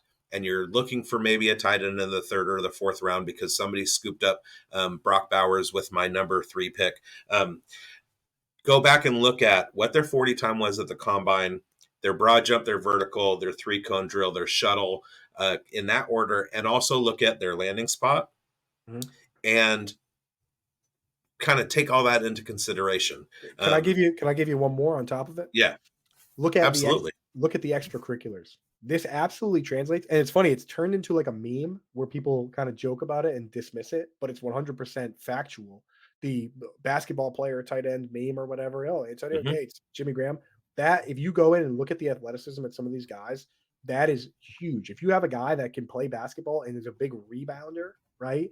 Then those guys do translate. Mike Gesicki, if there was more money in it, could have been like, according to people that in the know and that have kind of been following him, could have been one of the best like volleyball players in the world. He was an incredible volleyball player because with his vertical and everything. But there's no money in volleyball, so he's playing football. But like, go and look at these guys. Do they play basketball? Do they play baseball? Do they play other sports? Did they play quarterback and convert to tight end like Logan Thomas? Did they play wide receiver and convert to tight end? Like Darren Waller and a ton of these guys. Look at the path, man, because the path for a lot of these guys will tell you who they're going to be and what they're going to be. Now, there are exceptions. I'll give you one. George Fant, if Hmm. you look up, he's a offensive tackle in the NFL, right? If you look up his college stats, you know what you'll see? You'll see that he played basketball at, I believe, Eastern or Western Kentucky and was a forward. You would think that that guy would, and he was super skinny, dunking the ball. You would think that guy would translate as a pass catcher. He converted to tight end and then converted to offensive tackle. So it doesn't always go that way. Same with a guy like Darnell Washington. And that's maybe why the height and weight correlation with guys like Darnold Parham and Darnell Washington is negative because they end up being asked to block more. The Right. strong, the bench height, weight, the bigger, stronger you are, the more you're going to be asked to block because unlike in fantasy football, teams care deeply about blocking. It's why, when Mike McDaniel goes to the Dolphins and he wants to run the same scheme they run with the 49ers that uses a fullback, that uses a tight end to block, he chooses Durham Smythe over Mike Gesicki, even though Durham Smythe can't catch, at anywhere near an NFL caliber fantasy football level. Teams do care about that. So you got to be very careful. There you go, talking about the Dolphins again. Spoiler alert, hang on with me, guys. All right, I do want to give a shout out to McAllen Castles. This guy has gone on a path from my area to my college teams, both of them. He went to Cal and then he transferred to UC Davis in my hometown where I'm at right now. Shout out Keelan Doss. And then he goes to Tennessee to try and put Right. some tape together so that he can go into the NFL draft. And still nobody's talking about him except for No. me, because he's 26 years old Yeah. Yeah. and he's not very good. But he does have one really great touchdown highlight. So McAllen Castles, I wish the best for you. There are teams that I will draft you just because His I mean, his name's come across my desk a couple times, so it's not just yeah. you. There's some whispers out there with the Castles. People saying, "Oh, snub from the combine, this and that." So, uh, Yeah, he didn't get to go to the combine. snubs, yeah, yeah, he was on my list of combine snubs for sure. When I was going But through and looking at it. I do have, legacy rostering where I have Tucker Fisk on one of my teams or a couple of my teams because I have to take the hometown guy. I have Alex Collins on one of my teams, and he's literally he passed away. But I have to, it's that legacy. Yeah, the guy, Who's the another guy, guy? the guy like that for us was in my hometown league, the one I talked about on the previous show, the Wild Thornberries League, 25 years running. It was always tradition. Whoever had the very last pick in the draft would draft Anthony Sherman because we Okay, played with them growing up. Just that's rad. freak athlete. He came out as a freshman. He came out and scored 3 touchdowns in the Thanksgiving Day game at a good football school that never let freshmen play. It was like a rule: freshmen don't play varsity football, and they made an exception for this kid on Thanksgiving. He played with us all freshman year. Then Thanksgiving, they said, you know what, we got to beat Attleboro versus North Attleboro. We got to beat them. We're calling this Oh, of kid up. course. He scored 3 touchdowns in the Thanksgiving Day game, and then turned around and hit a home run on the very first pitch of the season for varsity baseball. They said, you know what, this kid's playing varsity. I mean, just the stories, and that's the thing is that the stories for these guys, like he's Massachusetts Gatorade Player of the Year. He pitched left-handed and right-handed in our alumni game. In sophomore year, he was walking to the gym, and the indoor track guys were practicing, and he picked up a shot put and threw it off the wall. They had like the thing set up, and he threw it off the wall. And they said the coach was like, "You literally don't have to practice." He goes, "Just come to the meets and throw." He still has the shot put record at North Attleboro High School, like just an absolute freakazoid. And then they get to the NFL, and it turns out everybody is on that caliber. So Right, he's a fullback and special teams player. It's just that speaks to the level that these guys are at. Like right. I played quarterback, and when we were passing the ball, my job would be we never had to pass because we had Anthony Sherman and we'd get every first down rushing it. It'd be if it was 3rd and 7, we'd run the ball. But if it was 3rd and 15, I would pitch it to Anthony. And if the wide side of the field was to the right, he would throw it rolling right, halfback pass. And if the wide side was left, I'd pitch it to him, he'd throw it with his left hand. That's how good this guy was. So freak Yeah, athlete. my son was going to a school in Scarborough, Maine. It was kind of like a music program, half academic, half music. And he threw a ball in dodgeball, and the varsity baseball coach saw him and went, "You're coming out for the team." Throw for scouts in Boston and stuff like that. And he had a 90 lefty 92. 90, he was hitting between 91 and 93 for his scouting session. Not one ball in the strike zone. So Yeah. all right. So when we're talking about our rookie draft targets, are there 3 guys that nobody's talking about that you haven't mentioned yet that maybe take a stab at in the 4th round? For rookie tight ends, I mean, again, you got to wait and see. For me, like you have to wait and see on the draft capital. But my main thing is when I get deep in these drafts is that I start looking at, to be honest, I'll start looking at guys that play wide receiver that could end up converting to tight end. And the big names were like Elijah Higgins last year, who is now, he did convert to tight end. He's now with the Cardinals. I keep an eye on those guys because if they can develop those skills, then they could have a late breakout, right? So, I look at guys like Johnny, people talk about Johnny Wilson. He says he doesn't want to play tight end. That might be out of his hands. But for guys that actually do play tight end, there are so many of them that not enough people are talking about. I think number one for me that no one's talking about because he didn't go to the combine because he was hurt is Eric All. Now I'm not sure if you know much about this guy, but he Hmm. checks virtually every box. Again, Iowa tight end. So you got that going for you right there, the Oh tight yeah, end yeah. factor. Yeah. But he checks virtually every box that I look at when I do my spreadsheet and I color code everything from green to red in terms of yards per route run, lining up at wide receiver, success versus man to man, yards after the catch when he does have screens and does have plays in zone. So I think Eric All, if a team looks at him and says his knee is fine, then he's going to be very interesting to me. But again, with that group, the big differentiator is going to be where they get drafted. So that's what I'm looking at. I'm looking at those guys that could convert to tight end, and then guys like Eric All, where if he was in the combine, we might be talking about him at tight end too. But instead, nobody's really talking about Okay, so maybe I the question that I asked, I asked it incorrect incorrectly. him. Oh, Okay, what you brought up Johnny Wilson and whether or not he switches to tight end. But when that comes down to it, and he says he doesn't want to, is it really just a matter of semantics because he can be called a tight end, and he's what he does on the field, is that really going to change much?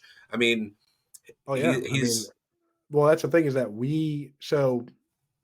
it's all about getting that designation for fantasy football. And right. the way it works is really it's about and the beautiful thing is that they're separated within the NFL both for contract purposes with the players association and within teams with the coaching staff. So the way it's going to Got end, it. the way it always ends up working is you show up to Saints camp and we hear word. So I'll give you an example of exactly how this went down one year is we get word that so in fact the Saints are a perfect example of both sides. One year there was rumors that Marquise Colston could play tight end, right? And he gets drafted by the Saints and they make him a wide receiver. But because of those early rumors, Yahoo already gave him tight end eligibility. So for one year in Yahoo as a rookie, Marquise Colston was tight end eligible, even though he didn't play tight end, didn't work out with the tight ends, and he finished as the tight end one in PPR ahead of Antonio Gates and Tony Gonzalez. And I have a here right here. Thank you, Marquise Colston. I won my league because of that and bought a Marquise Colston jersey with the money that I won. So that can happen that way.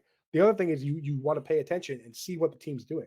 The moment that we heard that Nick Underhill tweeted that Juwan Johnson was sent to work out with the tight ends in camp and was not working out with the wide receivers, I turned around and took that and went to their waited till they up to their website and I took those screenshots and I sent them to Yahoo and Sleeper. And I called the dogs on Reddit and got everybody in on it.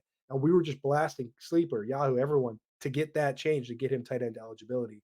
And then since then, he's had it. And he is a tight end because they categorize him as one, but he basically just plays slot. So if these guys, right. So if exactly, Mike Gesicki, God bless Mike Gesicki because he played 90% of his snaps at slot for the Dolphins with Changeli, and then the following year, and then they franchise tagged him as a tight end, and he didn't fight it.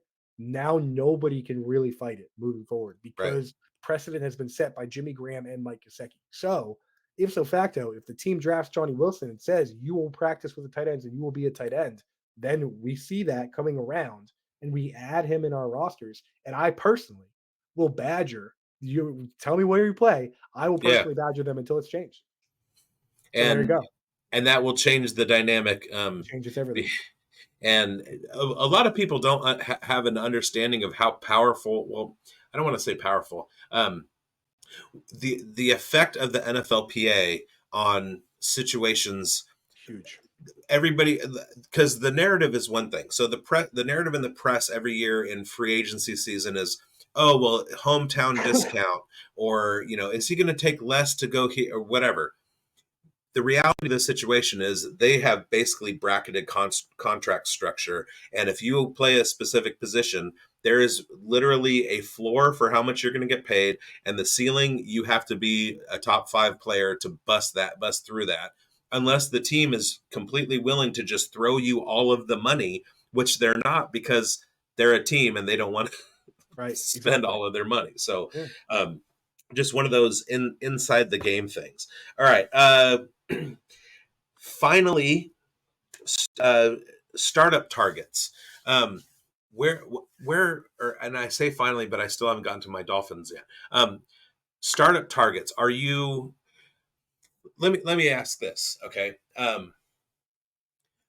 Let's picture a scenario in which in the 2023 season, Mark Andrews and Travis Kelce both play complete injury-free standard seasons. Sam Laporta is where? I mean, so the thing with a startup draft is you're gonna have so many people that have different plans going in, Well, right? no. But before the draft, Where I'm it just saying, finishes, like, like as far as tight end rankings, imagine a scenario in which the top tight ends don't drop out of the top tight end right. space, and Sam Laporta was vaulted to tight end 1 because of all that. Um, how does that change the dynamic? I mean, I'm looking at the tight ends in my startup draft, and I'm like, there's no reason for me to believe that Sam Laporta would have been the tight end 1 if those two guys had normal seasons last year. Exactly, and I'm a big tight end Sam Laporta fan. I mean, Me too. I have a stack of Sam Laporta cards right here, dude, right next to me. I'm looking Jared at Goff and I share a hometown, so there it is, Sammy, yeah, Sammy right love there. him. People ask who are these like joint, Kyle Pitts and Pat Freiermuth cards for? They're for me. That's You. that, Right. who are they making these for? They make for me. Yeah. I'm the one buying those. Like, yeah, give me all like the weird tight end cards. I'm in. That's what I collect, the tight end cards. So, but with Sam Laporta, like I'm a huge fan, but he had 52 yards a game last year. Like in his rookie year, Kyle Pitts had 187 more yards than Sam Laporta. And where I was getting to is that for me personally, when I go into a startup draft, I'm playing to win. That's just the way that I play fantasy. I've had a lot of success uh, just playing to win every time when I go into a draft. And the one of the realities that people don't like to hear is, and again, it might come off as arrogant or cocky or whatever, but in the vast majority of fantasy leagues that I've been in dynasty leagues, the good players, the good fantasy players that care the most and put in the most effort, they stay good. They stay good, Right. and the bad teams stay bad. That's just you're going to have that dynamic to a certain degree. And think about your league and your friends. And if you don't feel that to be true, you might be one of the people that is just bad. But if you're listening to this Right. show, you're probably good, and you Right. probably sit there and you're like, "Oh yeah, my buddy Drew is not. He's just the guy in our league that's not good. And there's guys that aren't good, and maybe everybody's sharp in your league. You have an incredible league, and that's going to be very difficult. But for the most part, for me, I play to win. So for me, I look at it right now and I say, at ADP, my top targets from the top crew, I will draft Mark Andrews as my number one target. I think that be, he has besides Travis Kelce, has the best shot at being the tight end 1 this year. He already has a top 5 tight end season of all time. The offense is built around him playing 85% of his snaps at wide receiver.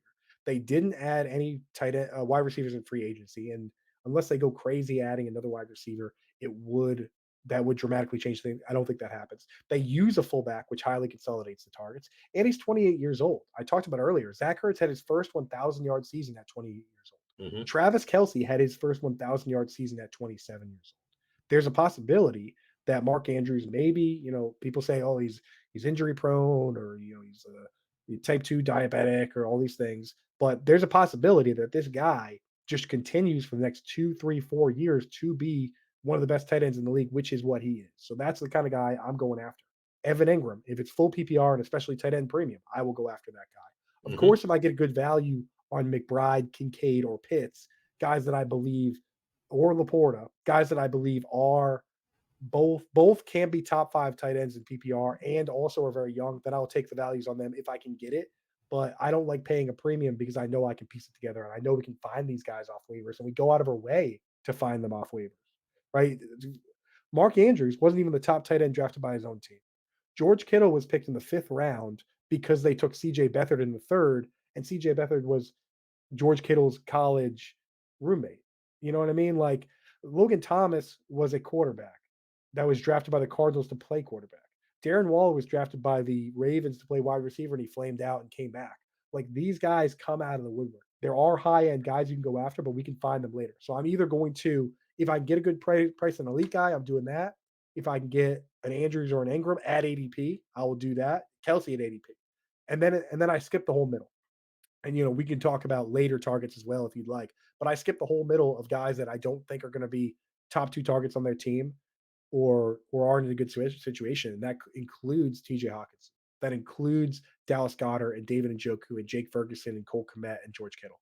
I'm sorry, but like TJ Hawkinson, for instance, like what's the plan? What's the plan with TJ Hawkinson? He's probably the 3rd target on the team after Justin Jefferson and Jordan Addison, right? He just lost Kirk Cousins, who throws for 267 yards a game, top 5 since he's come in the league, and they're going to start like Sam Darnold or a rookie. And whatever the new quarterback's going to be, Justin Jefferson and Jordan Addison get on the same page with that guy while TJ Hawkinson rehabs from a torn up knee. I'm just not Right. going to do it. So I'm that whole miss me with that whole middle of the pack. And then I start taking stabs on later guys if you want to talk about So, is Tucker Craft the impediment to Luke Musgrave having a top 12 season? No, the impediment to Luke Musgrave having a top 12 season is him being top 12 is entirely possible. But got to remember how top heavy Dynasty is. What exactly does a top 12 tight end do for you? Spike Right. weeks. But in best ball, great. Spike Week's amazing, right? But in a redraft or in a dynasty league where again you have people doing productive struggles and tanking, you look at the top teams and everybody on those teams is good. And the difference maker can often be who has because everybody has good running backs and wide receivers. And they have a bench full of them too. The difference maker can honestly be a lot of cases who has difference making quarterbacks, difference making tight ends, difference making defenses. That can obviously mean the difference a lot of times. So for me, if I'm playing to win, I don't care if my tight end is 8 or 9 or 10. If I have the tight end 10 and I project him to be the tight end 10 and I am trying to win my league, I consider myself in need of a new tight end. So Luke Okay. Musgrave, unless I think he can be a top 2 target on the team, which with Christian Watson and Romeo Dubs and Jaden Reed and Dontavian Wicks, I don't think that's the case. You And know, Bo Melton.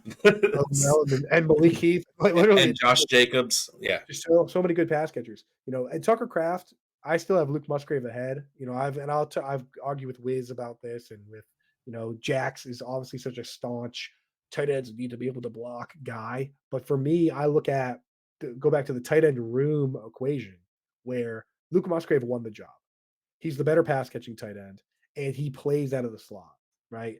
And if you're going to play both tight ends, when you look at Dallas Goedert versus Zach Ertz, who's going to have their hand in the dirt and who gets to play slot? You're never going to have Zach Ertz in the slot as the inline tight end with Goddard in the slot, and you're never going to have Luke Musgrave playing in line so that Tucker Craft can play slot. So that's the case. Not to mention, you go back and look at Tucker Craft, and he did nothing for 8 weeks. He had 2 targets for 8 weeks. And then when Luke Musgrave got hurt, Christian Watson got hurt, and Dontavian Wicks got hurt, and Jaden Reed missed a game, and Romeo Dubs left the game because he was coughing up blood, then all of a sudden he got 6 targets in a couple games, maxed out at 6 targets. So for me, Tucker Craft, maybe he will be the guy. And Tucker Craft's brother, his older brother was yelling at me on Twitter for saying this the other day.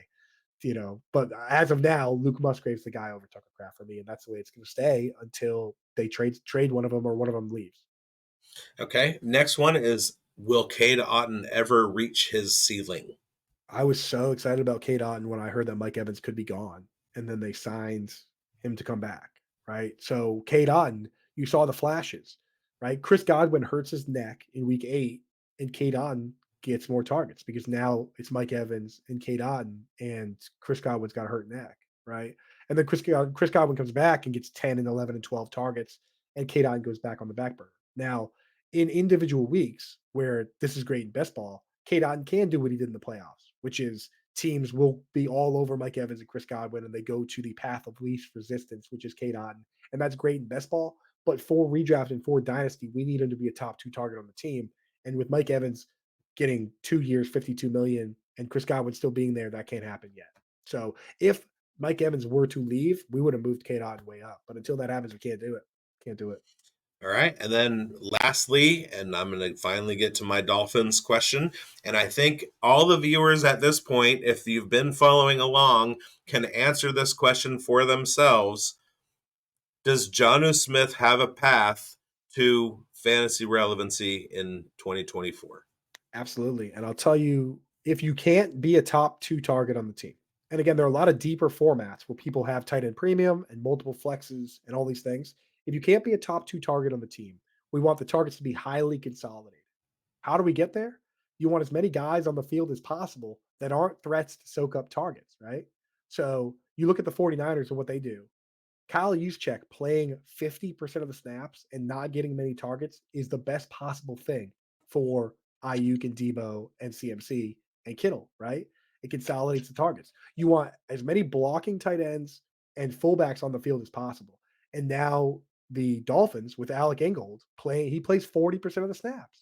Raiders So legend Alec Ingold. Raiders legend Alec Ingold playing 40% of the snaps, and Durham Smythe is out there not catching any passes, which is great for Jalen Waddle and great for Tyreek Hill. If Johnny Smith can earn that George Kittle role, he will be valuable in best ball, and now he'll be a handcuff plus or handcuff plus plus like Dallas Goedert, where if either of the wide receiver gets hurt, now he can be a top 2 target on the team. And Dallas, let's be yeah, honest, it's Tyreek Hill and Jalen Waddle. It's when one of them gets hurt. when one of them gets hurt. Exactly. Yeah. And the thing is, then that's why with the fullback usage and the 2 tight ends, that's why you ask yourself why Braxton Berrios can't be a guy, or why Juwan Jennings can't be a guy, or why the Ravens have never had a wide receiver 3 you could trust. It's because Patrick Ricard, like the moment in Dynasty, I see a team say they're going to heavily use a fullback, I take the wide receiver 3 and I put him into the trash. Okay, so that actually, and I hadn't thought of this. Juwan Johnson. I mean, really, when we look at the wide receiver core of the Saints, we have Chris Olave and maybe Rashid Shaheed. A.T. Perry is a guy that I Right. like, but Juwan Johnson had Jimmy Graham kind of like put a wrinkle in everything. Derek Carr has a history of creating 1,000-yard tight end. Juwan Johnson possibility. And here's so Juwan Johnson, and we talk about volatility, right? I had some tweets that I was like, Tajay Spears is the most Tajay Spears and Rochon Johnson are the most volatile people going into free agency because if they do nothing, they could be top dogs. If they bring in someone, they could get vaporized and be stuck under contract for 3 years. Juwan Johnson is in an incredibly volatile situation because of that exact situation.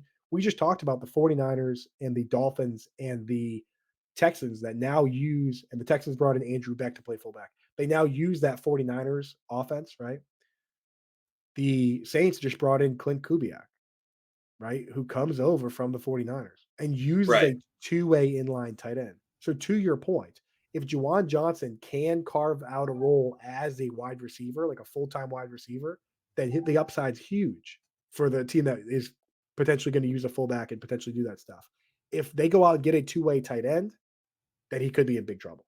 So Juwan Johnson, we could see the value go way up, could see it go way down this offseason. Okay, so in the yin and yang situation, right now we have the 17-10 coming up, and we were basically we're in this expert draft with the Undroppables guys, Yeah. and Mike Lindbergh and I have a team together, and we are putting together a show that's going to go through all of our draft picks and everything.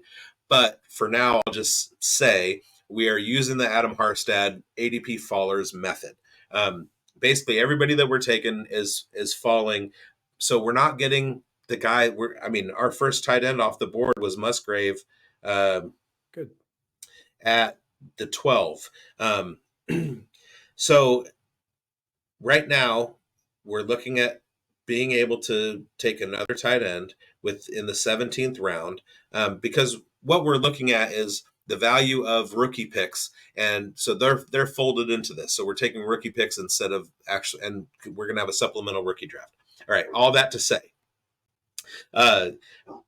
so far in the 17th round, we still have Juwan Johnson, Dawson Knox, Taysom Hill, Hunter Henry, Tyler Conklin, Jelani Woods, and Jonnu Smith on the board. Mhm. We can wait. We can let any of them fall to pair with Luke Musgrave, or should we grab 3 or 4 of them?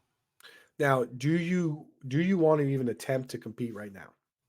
Like, are you doing like a productive struggle type situation? Are you doing a full on tank? Like you don't want to win now? Like where no. are you at? In our startup, we have been set on Collecting value. Collecting value. collecting value, and Give me some names that you got. Like who's your oldest player?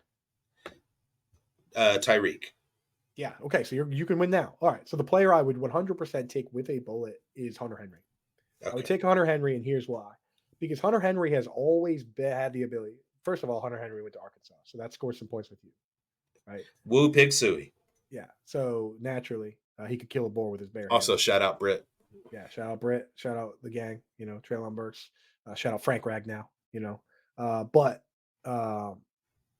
so he has always had the ability to win in man to man, which translates no matter what. It translates huge in the red zone. When everyone goes zero lockdown coverage, he can win in man to man, even with poorly thrown targets. That's why he still has multiple touchdown games, which is fantastic, right? The thing is, he doesn't have long speed, so he needs a lot of targets, right? And he hasn't had that recently. With the change this year, you bring in Alex Van Pelt, right? And he's going to design the offense like he did for the Browns. He's going to call the plays. He didn't call the plays with the Browns. Kevin Stefanski did, but the offense he designed and the play calls with the Browns, David Njoku and the Browns as a team called the second most tight end screens of any team in the league, only behind Doug Peterson. Evan Engram got 21 tight end screens. Last year, David Njoku got 20. That is the kind of boost that you need. Guess how many tight end screens the Patriots called last year? 15. Zero. Not a single one. Not a single one, bro. They had Mike Gesicki. You had Mike Gesicki. You have Hunter Henry. They called not one. They didn't call a single one. So like that, that's like the bread and butter. That's what gives Dallas Goedert the floor he has. Is that Nick Sirianni likes tight end screens, right? So when you bring in a guy that's going to give this guy manufactured automatic PPR touches to a guy that already can score in red zone situations, and then you look around at his target competition, and it's Kendrick Bourne and Demario Douglas, which we like Kendrick Bourne and Demario Douglas. We definitely like Demario Douglas. Pop is a fun player, but Mm-hmm. do you look around and see a guy like CeeDee Lamb that deserves 150 targets? And even Jake Ferguson next to him got 100, but none of those guys are getting 150 targets. Devontae Parker's gone, so who's the next best red zone threat? Tyquan Thornton as a field stretcher is not getting 120 targets. So even if you were to pick one of those guys and allocate 120 targets to Demario Douglas, there's a lot of targets there, you know. So and they're going to get a quarterback upgrade. They have one automatically with Jacoby Brissett, right, who's better than Mac Jones. So Hunter Henry right now is in a position where he can compete right away, and he's still 28, 29 years old, which at tight end, you still got some years, man. So of that group, Hunter Henry right now, like he's basically him and Fryermuth are the kind of guys where if I wait, my list, I made a little list of like guys I wait on. You already grabbed Musgrave, right? So just give yourself a shot at opportunity and upside. You take Henry here. Now, is Dulcich still available? Is he No, still floating? he just went. Yeah, he just went. Okay. With a very late pick, here's a stab. People, on Twitter I said this and they got very upset. But there's so many people right now saying, what if Darren Waller retires? Right. And to what I say, well, what if he doesn't? Right. Like last year, he was getting 6 targets a game. He got 74 targets in 12 games. If he doesn't retire and decides to play, he could come out and he's being even in best ball, he's tight end 32. I'm sure in your startup draft, he's not even he's tight end a million, right? He was the 17-1. He already got picked? Yeah. What the heck? Who picked He him? went right after Noah Fant. Wow. Noah Fant? Who the hell is taking Noah Fant? Like no did, did the draft start before? I love chalk, dude. Did the draft start before free agency? Because uh, a week ago. he signed himself up to be behind DK Metcalf and Tyler Lockett and Jackson Smith and Jigba. We ask ourselves what the path is to being a top 2 target on the team. How many injuries away is Noah Fant? Like, I know the idea is okay, they got rid of Shane Waldron, who's going to rotate tight ends, and they got rid of, Will Disley, and they got rid of Colby Parkinson. But he signed up to be the 4th best at best pass catcher on the team. That sounds terrible for fantasy football. Right. Why couldn't he go to the Chargers instead of Will Disley? That would have been amazing for fantasy football, right? So yeah, who else? Give me some deeper names just real quick. I love doing this. That's what I'm looking at right now. Juwan Johnson. Cole Turner is still there. He's got to be. I love him, and I love Logan Thomas, but Thomas doesn't have a team. Going deep. Look at Cole Turner. Like Zach Ertz was the starting tight end for the Cardinals. People forget Zach Ertz was on pace for over 100 targets again. Zach Ertz got hurt, and Trey McBride took his job and did it better. And Zach Ertz asked to be out. That could happen with Cole Turner. Cole Turner is a converted wide receiver. In fact, there's only one tight end that's like ever been on Washington. That's like Washington has embraced the idea that you don't need a tight end that's a tight end. John Bates is the only one that played tight end in college that's been through Washington the last few years. Logan Thomas was a quarterback.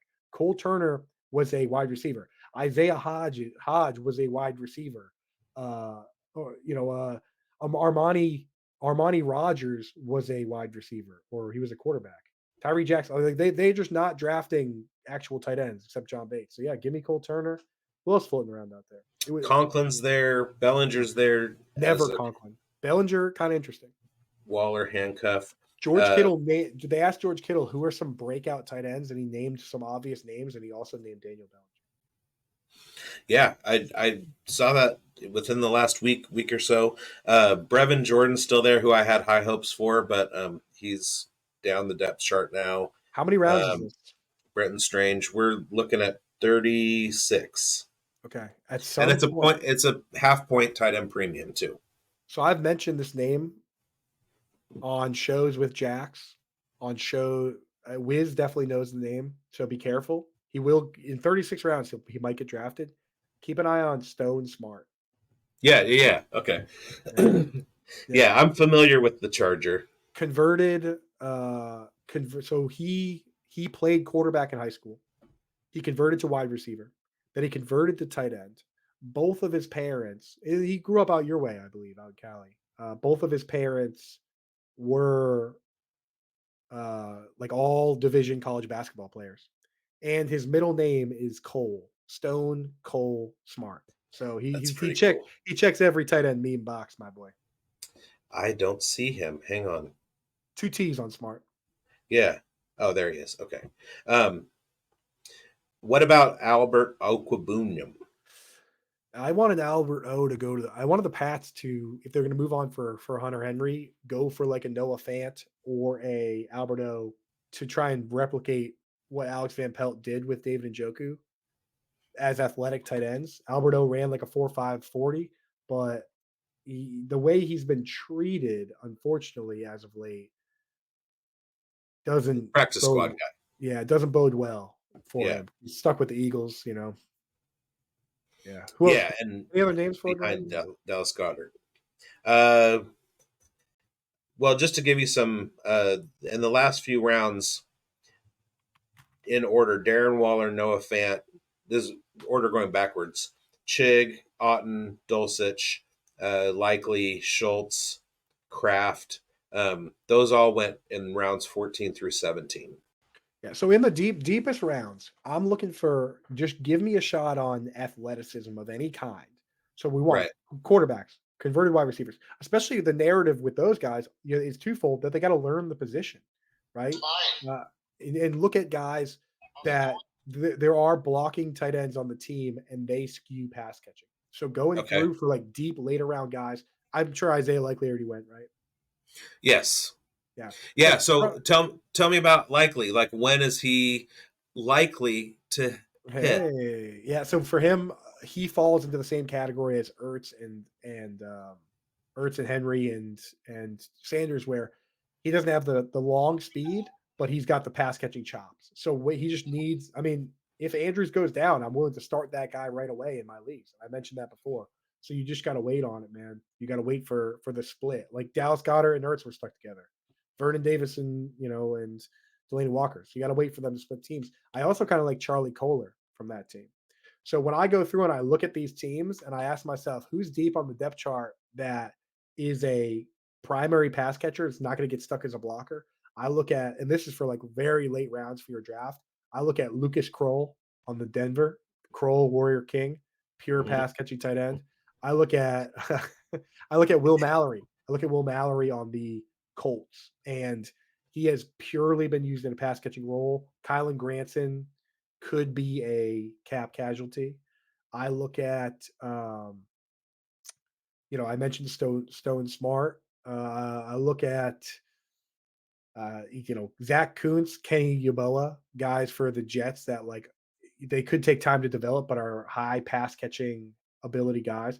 I like Chikakonkwo, but Josh Wiley, if he doesn't pan out, Josh Wiley.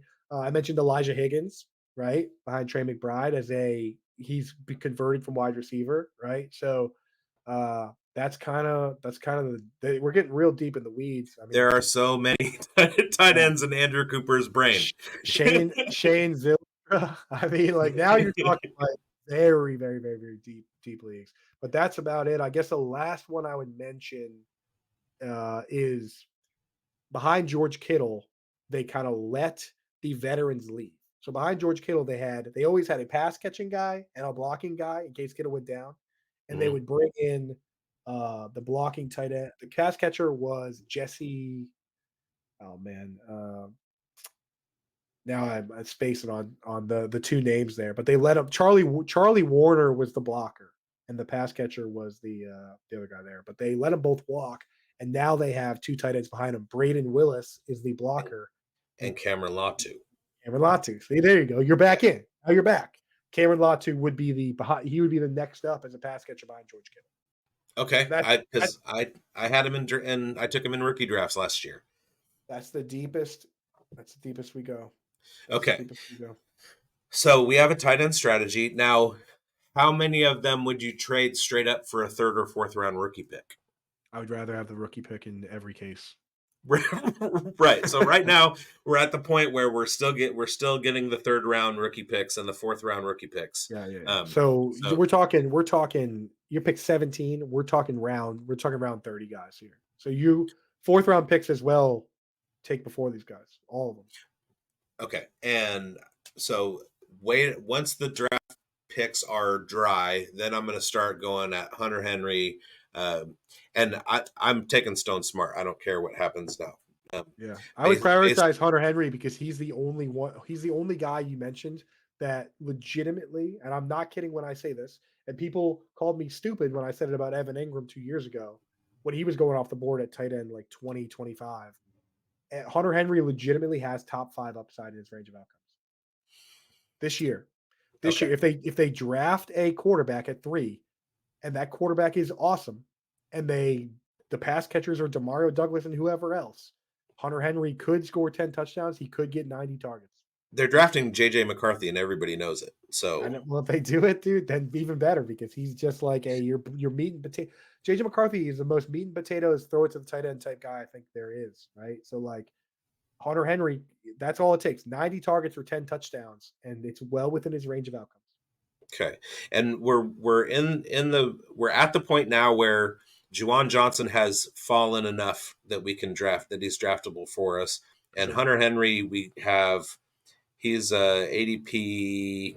Where'd he go? 210. So we have a couple more rounds, and hopefully he Careful, doesn't go. careful with ADP.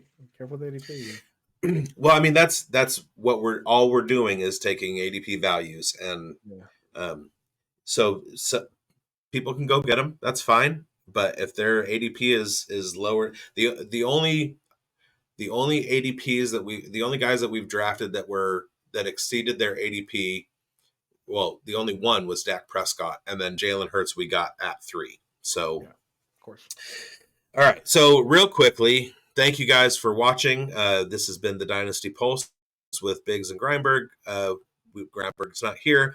We're going to flip over to the Undroppables Unveiled Devy Talk. That'll be a very short show, but stick around with us. And thank you, Andrew Cooper, for coming on with us.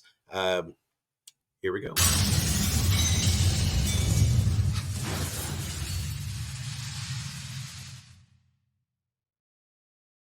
Welcome to the Unveiled. We're talking Devy, tight ends with Andrew Cooper, at Koopa Fiasco on Twitter, the tight end guru.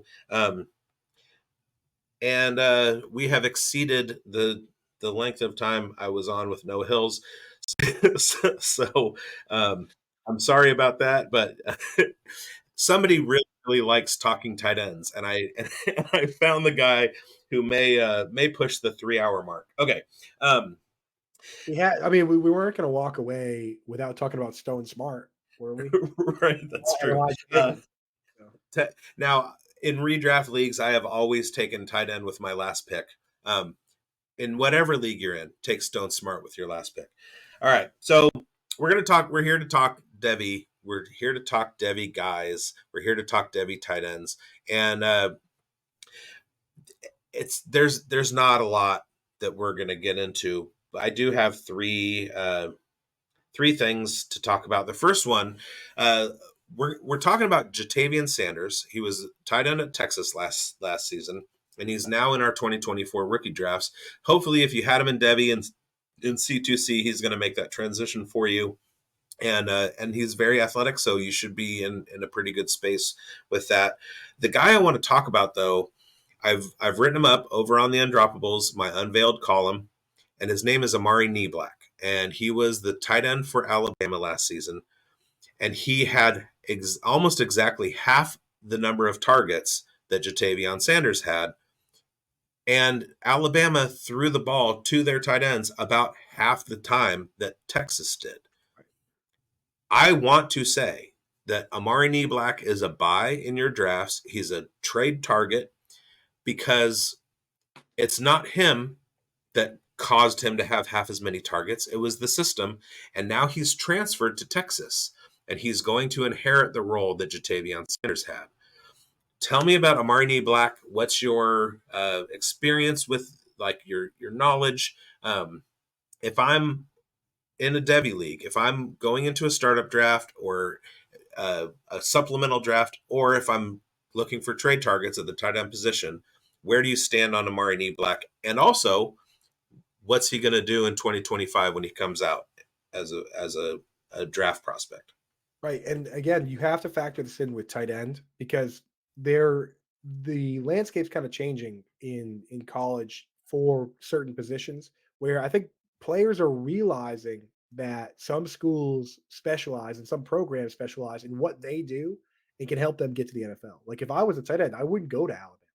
Looking at the success rate for like Irv Smith and some of these guys and Cameron Latu, whatever, like that's the school you go to when you're a wide receiver.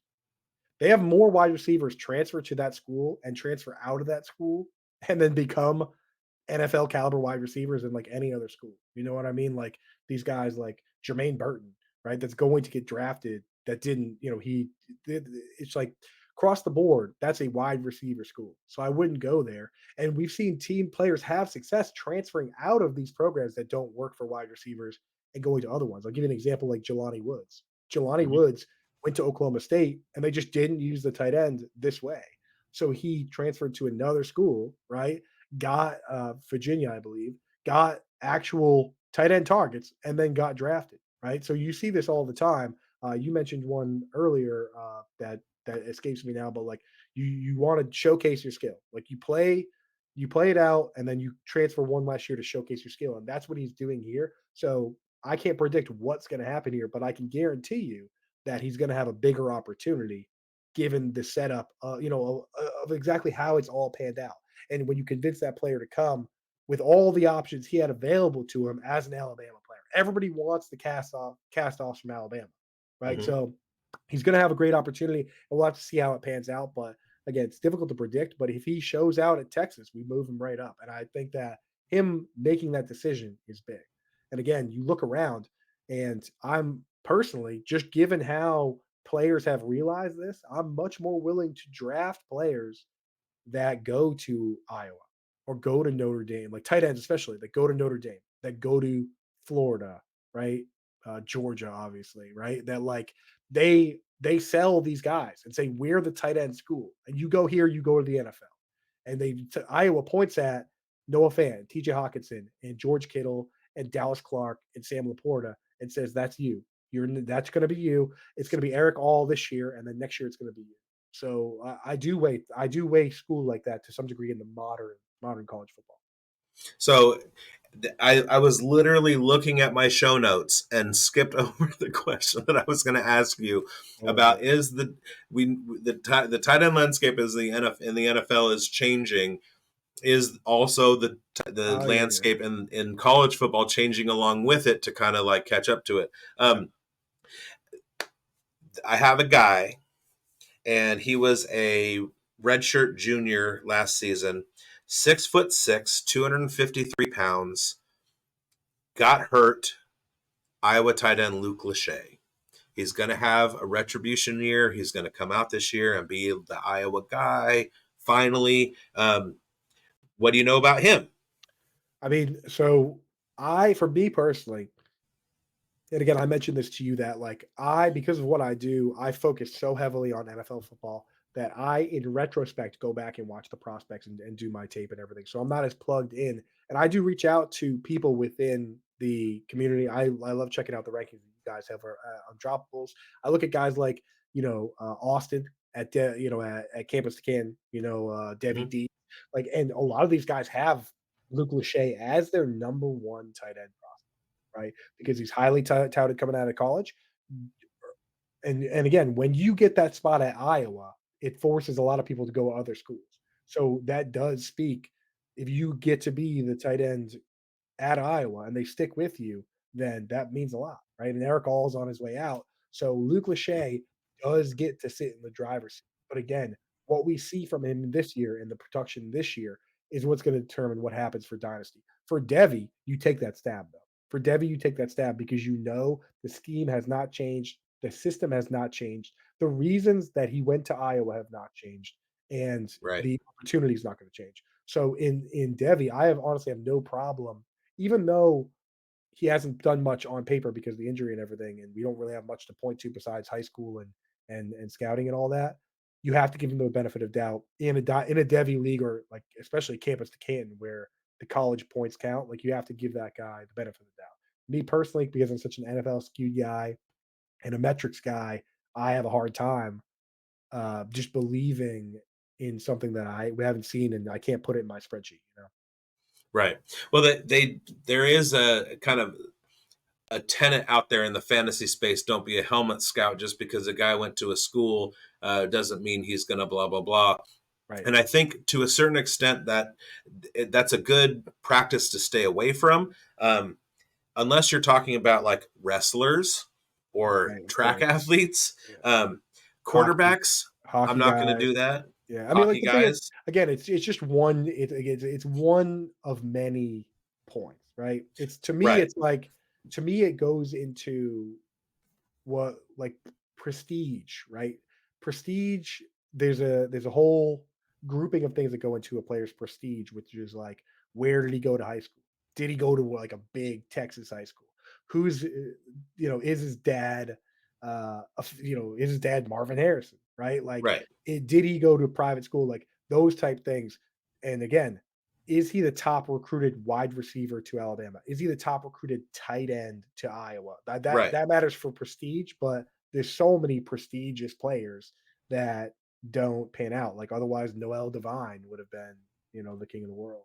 But when And he I was didn't going make to it. say that kind of speaks to the competition level.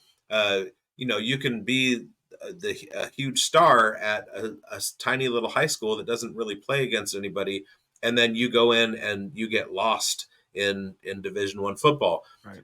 Normally, helmet scouting doesn't do a whole lot, but when you're talking about Ohio State wide receivers who are 4 and 5 star recruits out of high school that were handpicked by Brian Hartline, or if you're an Alabama recruit, especially this year, or Mhm. in previous years, being picked by Brian Sabian. good Lord, my brain, by Nick Saban, Uh, or an Iowa tight end, there is an right, element where that's a plus right. in the No analysis. question. Yeah. Yeah. So finally, just to wrap this up and get some lunch. You said that you had about 4 or 5 names in Devy as targets Right. that are kind of like on your radar. Let's go over those. Yeah, for sure. So for me, again, I talked about this on the other show, but I'll rehash it real quick. Is that we're looking for guys that have extraordinary skills both on film and on paper. We want guys that are incredible athletes, multi-sport athletes, converted QBs, converted wide receivers. We want speed first and foremost. We also want to look at where they're lining up. We want guys that a team looks at this player and says, "This guy is so good that we're just going to play him at wide receiver." Brock Bowers was just lining up at wide receiver because he's a better pass catcher than the wide receivers on the team. We don't want the inline blocking tight end. We want the guy that they say we're going to line this guy up at wide receiver, and he's going to run routes, and that's going to be his deal. So I look around and a guy, and again, when we talked about prestige, a guy like Aronde Gadsden too, like Hmm. the son of Aronde Gadsden, who played Right. for the Dolphins. He goes to Syracuse and is kind of like a hybrid wide receiver tight end. Has 975 yards and 6 touchdowns. He played 649 snaps at wide receiver and 82 in line in 2022. He got hurt last year. A guy like that, if he's going to be a big wide receiver that is a tight end eligible in fantasy, those are the guys I want, right? I look at like Deuce Robinson. Deuce Robinson, and again, I think you guys like him. Last I checked, I always pop around and see what you guys think, but I know in the Debbie rankings over there, you guys like Deuce Robinson. We're talking about 6'5", 224 guy that's so athletic that he played wide receiver and he was drafted by the Dodgers. And I guess that's a concern in Debbie that he ends up playing baseball instead. Right. But if he doesn't play baseball, we're talking about a freak athlete, right? So, I look at guys like him. Obviously, you mentioned Luke Lachey, and I'll to throw a quick shout out to another Luke. You guys got a Luke over there in Arkansas, don't you? Luke Haas, right? Is that Yeah. not so? Hearing good things about him. Again, I don't know. I get I start looking at him when they're guaranteed to come to the NFL. So I'm looking at Gadsden. I'm looking at Deuce Robinson. Uh, for another converted wide receiver, there's a guy Ulrich Boardingham from Florida. That's a great name. That's a 101 name. Yeah, Boardingham, baby. Let's go, All dude. sporting. Boardingham be a great hockey name, right, dude? Yeah. Just 2 minutes for Boardingham. It is a big Boardingham, but six That's five good. two 6'5", 220 converted wide receiver. So we're talking 6'5", 220. We're talking Kyle Pittstown. You know what I mean? Like, if he can bulk up, that's the type of guy that will translate. I got Yeah. to mention Colston Loveland, Michigan. I think 649 yards, 4 touchdowns. He can line up. Whenever I hear the name Colston Loveland, I don't know why. Immediately, the picture that comes into my head is the giant robot spider from Wild Wild West. I think Weird. because the guy, I think the bad guy's name was like Loveless or something like that. And I hear I hear Colston Loveland, and I picture that guy Loveless and that spider. I don't know what it is, but I'm rooting for Okay. him. Great football name, Colston Loveland. And then the last guy I want to mention is Mason Taylor at LSU. And Hmm. again, these are the guys when I watch him, right? We're looking for guys that find the end zone, guys that make one-handed catches, make contested catches, make guys miss. Sam Laporta had like 23 broken tackles in his senior year. Guys that can find creases when there's nowhere to go, that get the first down. And to speak to the opposite, go watch a guy like Luke Schoonmaker, and all of his highlights. He had like one really good catch uh, against like Iowa or Illinois, but it's mostly just play action and screens and wide open plays, and he's not really creating for himself, and he's not really breaking tackles. Those guys to me don't translate as well at the next level. So, yeah, that's kind of the group. Again, from somebody that doesn't play a ton of Devy, I do like, and people, a lot of these guys come across my desk because people will message me, they'll email me or on the Discord or in Twitter. So folks out there that play a lot of Devy, message me and say, what do you Of think about this course. guy? Yeah, message me if you got a guy. Say, hey, I think this is a guy, or this is a guy that I want to know your thoughts, because I'll go and watch him and check him out and check his metrics out, and I'll let you know his thoughts because I'm always looking for that. I don't dig enough into it myself because I got to focus on the NFL. Right. Well, that's kind of like what led me down the path to Devy was it's just constantly needing to find the edge, Right. the competitive edge that puts you ahead. And so if I'm like paying attention to Devy, then that's going to give me an edge in my rookie drafts. If I'm paying attention in Devy, or if I'm paying attention to like the freshman class and the 5 and 4 star recruits, that's going to give me an edge in Devy. So it all leads down the same degenerate path, and and that's what we're doing here. Because if you've watched this portion of the show, if you've watched the entire show, you are a degen. I could make a I could do a comedy tour based on if you're a degen. Um, I'm Exactly. We happy. kept the Foxworthy. I'm proud to say that on my main Devy team, I do have Luke Lachey and Aronde Gadsden Jr. Let's and Amari go. Neblack. So those are my three tight ends, and I'm looking forward to this season, especially getting my injured guys back because they were supposed to carry me the last season and then get into the NFL this year, and they both got hurt. That was depressing. And then when you like looking on the waiver wire for a tight end in Devy, that's how I found out about Dallin Holker because he was, Right. you know, The just numbers. stacking Devy stats, Mhm. which is that's the edge, baby. All right, Andrew Cooper from the Fantasy Alarm at Koopa Fiasco on Twitter. I appreciate your 140 minutes, 143 minutes that you've given to me today. Um, again, I've been a fan for a long time. I'm honored to have had you on here. I hope to work with you again in the future. For those of you who are watching, this is again the third part of the show, which is a 4-part series of positional experts where I'm doing get to know the content creator, some dynasty stuff leading up to the rookie drafts, and some Devy stuff for the Undroppables, the Fantasy Burn, and the Dynasty Pulse. The entire show will be put on the Fantasy Burn, so go to that and watch the entire thing. If you want to watch the Dynasty Pulse section, go to Fantasy Football Plus over on YouTube and find our Dynasty Pulse show. And you're already here at the Undroppables, so go to those other two things.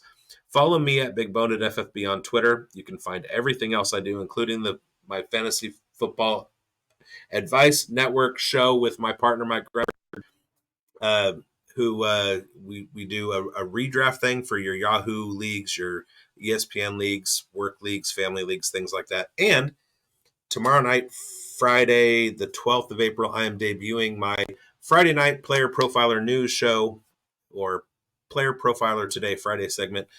So be sure to go to Player Profiler News and check that out. And like, subscribe, hit the bell, comment, share, all that stuff across all the algorithms. Thank you guys for watching. Thank you so much, Andrew, for coming in. I feel like I'm more of an expert on tight ends now, even though if I was in a tight end only league with you, you'd still wax me. And and I appreciate Never your know. time today. Well, cheers, brother. It's the best I can do to share the information, and appreciate you guys for having me on. And I gotta say, I love the Undroppables network, man. A lot of good folks over there. So just keep up the good work, brother. Appreciate The it. best. And thank you, Andrew. And everybody, I hope you win.